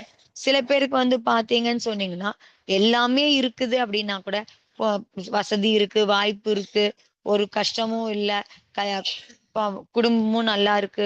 எல்லாமே இருந்தா கூட சில பேர்லாம் வந்து சொல்லுவாங்க, "என்னமோங்க என்ன இருக்கு வாழ்க்கையில?" அப்படிங்கிற மாரி ஒரே இதுவா இருக்கு. ஒண்ணுமே மனசே வந்து சரியில்ல அப்படிங்கிற மாரி இருக்கிறவங்கலாம் கூட நெறைய பேர் இருக்காங்க. த ஒரு மாரி தற்கொலை பண்ணிக்கிறதுக்கு எண்ணம் இருக்கிறவங்க கஷ்டம் காரணமா தற்கொலை பண்ணிக்கிறவங்களும் இருக்காங்க. சம்டைம்ஸ் எதுவுமே இல்லாம கூட மனசுல வந்து ஒரு எதுவுமே பண்ண முடியாம ஒரு வெக்ஸ் ஆயிட்டு உங்களுக்கு வந்து அந்த மாதிரி சிலர் எல்லாமும் இருக்கிறவங்களும் இருக்கிறாங்க அப்படிங்கிற பொழுது, அவங்களுக்கு கூட வந்து பார்த்தீங்க அப்படின்னு சொன்னா, அந்த அந்த அவங்களுக்கு வந்து மனசளவுல உணர்வுகள் மூலியமா அவங்க வந்து தானாவே வந்து ஒரு அ இதுவா இருக்கும்போது, மலினப்படும்போது, இல்ல வலிமை குறைச்சவங்களா இருக்கும்பொழுது, உணர்வு காரணமா இதுவா இருக்கும்பொழுது, அவங்களுக்கு கூட வந்து பார்த்தீங்கன்னு சொன்னா, ஐயோ! நீங்க ஏன் வந்து உங்க கஷ்டத்துக்கோசம் தற்கொலை பண்ணிக்கிற மாரி ஒரு முடிவுக்கு வரீங்க? உங்களுக்கு என்ன இதுக்கு நீங்க பகவானுடைய சரணத்த அடைஞ்சுட்டீங்கன்னு சொன்னா, உங்களுக்கு வந்து அந்த தற்கொலை எண்ணம்லாம் தோண முடியாது. நீங்க உங்கள வந்து காப்பாத்திக்க முடியும் அப்படிங்கிறத நீங்க இதுல வந்து தெரிஞ்சுக்க முடியும். ஸோ நிராசை காரணமா, ஸோ அந்த மாரிலாம் கூட உங்களுக்கு ஆத்மகாதம் பிரச்சனையே இல்லாம உங்களுக்கு வந்து எதுவுமே எல்லாமே கிடைச்சிட்டே இருக்கும் உங்களுக்கு. அவங்க லைஃப்ல வந்து ஒரு சுவாரஸ்யமே இல்லாம போம்போது கூட மனசளவுல வந்து ஒரு விரக்தி மாரி ஏற்பட்டு, அப்ப கூட வந்து ஆத்மகாதம் பண்ற மாரி இருந்ததுன்னு சொன்னா, அவங்க கூட வந்து இந்த மாரி அவங்களையும் கூப்பிடுற மாரி. ஸோ இந்த தேவதுந்துபி அப்படிங்கிறது யார் யாருக்கெல்லாம் ஒரு அழைப்பு விடுக்கிறதா, யார் யாருக்கெல்லாம் உங்களுக்கு வந்து ஒரு அறிவிப்பு குடுக்கிறதா இருக்குதுன்னு பார்த்தோம்னா, இவ்ளோ பேருக்கு அது உதவியா இருக்கு தேவதுந்துபி அப்படிங்கிறதான். ஸோ கஷ்டத்துல இருக்கிறவங்களா இருந்தாலும் உள்ள வாங்க உங்களுக்கு கஷ்டம் தீர்ந்துரும். இந்த மாதிரி பிரச்சனையில இருந்தாலும் வாங்க உங்க பிரச்சனை தீர்ந்துரும். நீங்க தற்கொலை பண்ணிக்கணும்னு நினைச்சீங்கன்னா கூட பார்த்தீங்கன்னா, உள்ள வந்தீங்கன்னா உங்களுக்கு அந்த பாவனை மாறிட முடியும். எது காரணமா உங்களுக்கு நிராசை ஏற்படுதோ, அந்த மனசுல ஏற்படுற அந்த பாவனை உங்களுக்கு வந்து மாறிட முடியும் அப்படிங்கிறதான். ஸோ இதுல வந்து உங்களுக்கு வந்து இந்த மாதிரிலாம் பண்ணும்பொழுது உங்களுக்கு வந்து இதெல்லாம் வந்து உங்களுக்கு இந்த தெய்வத்துவம் படிக்கும்பொழுது, இது மாரி பண்ணும்போது நமக்குள்ள ஏற்படுற அந்த அம் கெட்ட பாவனைலாம் உங்களுக்கு வந்து தவறான பாவனைலாம் நம்ம வந்து போக்கிக்க முடியும் அப்படிங்கறதான். சோ அதுதான் சொல்றாங்க மகாராஜா. சோ இந்த மாதிரி சமவசனத்தை இந்த மாதிரி ஒரு கற்பனை பண்றாரு மகாராஜா தான் சொல்றாரு. அந்த அசோக விருட்சங்கள்லாம் பண்ணும்போது கூட பாத்தீங்க அப்படின்னு சொன்னா தியானம் அந்த மாதிரி ஒரு கற்பனை பண்ணி பார்க்க சொல்ற. நம்ம சாமாயத்துல உட்காரும்போது பாத்தீங்கன்னா அப்படி ஒரு வெளி வெள்ளத்துல நீங்க பகவானை கற்பனை பண்ணி பாருங்க. மனசுக்குள்ள வந்து உங்களுக்கு வந்து எவ்வளவு பெரிய ஆனந்தம் உங்களுக்கு வந்து கிடைக்க முடியும், எவ்வளவு பெரிய ஒரு இது கிடைக்க முடியும் அப்படிங்க.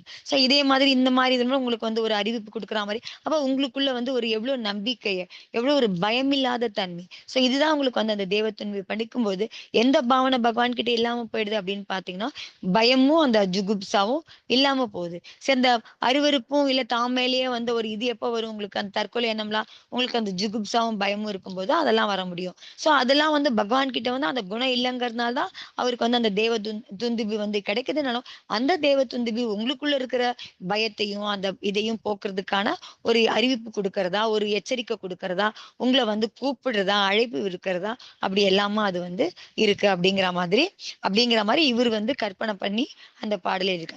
சோ என்ன மாதிரி அவங்க எல்லாம் யோசிக்கிறாங்க அப்படிங்கிறதுக்கு தான். சோ அப்ப நம்ம கிட்ட வந்து அந்த மாதிரிலாம் ஒரு யோசிப்பு இருந்தது அப்படின்னாதான் நம்ம கூட வந்து ஒரு பகவானா கூட எப்ப நம்மளால வந்து கனெக்ட் பண்ணிக்க முடியும், எப்ப நம்மளால வந்து அதுதான் சாஸ்வதமானது நம்மளால வந்து ஸ்திரம் பண்ணிக்க முடியும், உறுதி பண்ணிக்க முடியும்னா இந்த மாதிரி நம்ம வந்து அவருடைய குணங்களை, அவருக்கு கிடைச்சிருக்க அந்த விஷயங்களை இந்த மாதிரி பல விதங்களை நம்ம வந்து யோசிக்கும் போது நமக்கு வந்து அது நமக்குள்ள பெரிய இதுவா இருக்க முடியும், சக்தியா இருக்க முடியும் அப்படின்னு. அதுதான் சொல்றாரு பக்தி இதுல பாத்தீங்கன்னு சொன்னா ஒரு பக்தி யோகம் இந்த மாதிரி ஒரு நல்ல விஷயங்கள் இது பண்ணும்பொழுது உங்களுக்கு பக்தி யோகம் கூட வந்து உங்களுக்கு வந்து இந்த மாதிரிதான் உங்களுக்கு அதுவும் வந்து ஒரு விதத்துல உங்களுக்கு வந்து உபயோகமா சக்தி கொடுக்கக்கூடியதா இருக்கும் அப்படிங்கறது.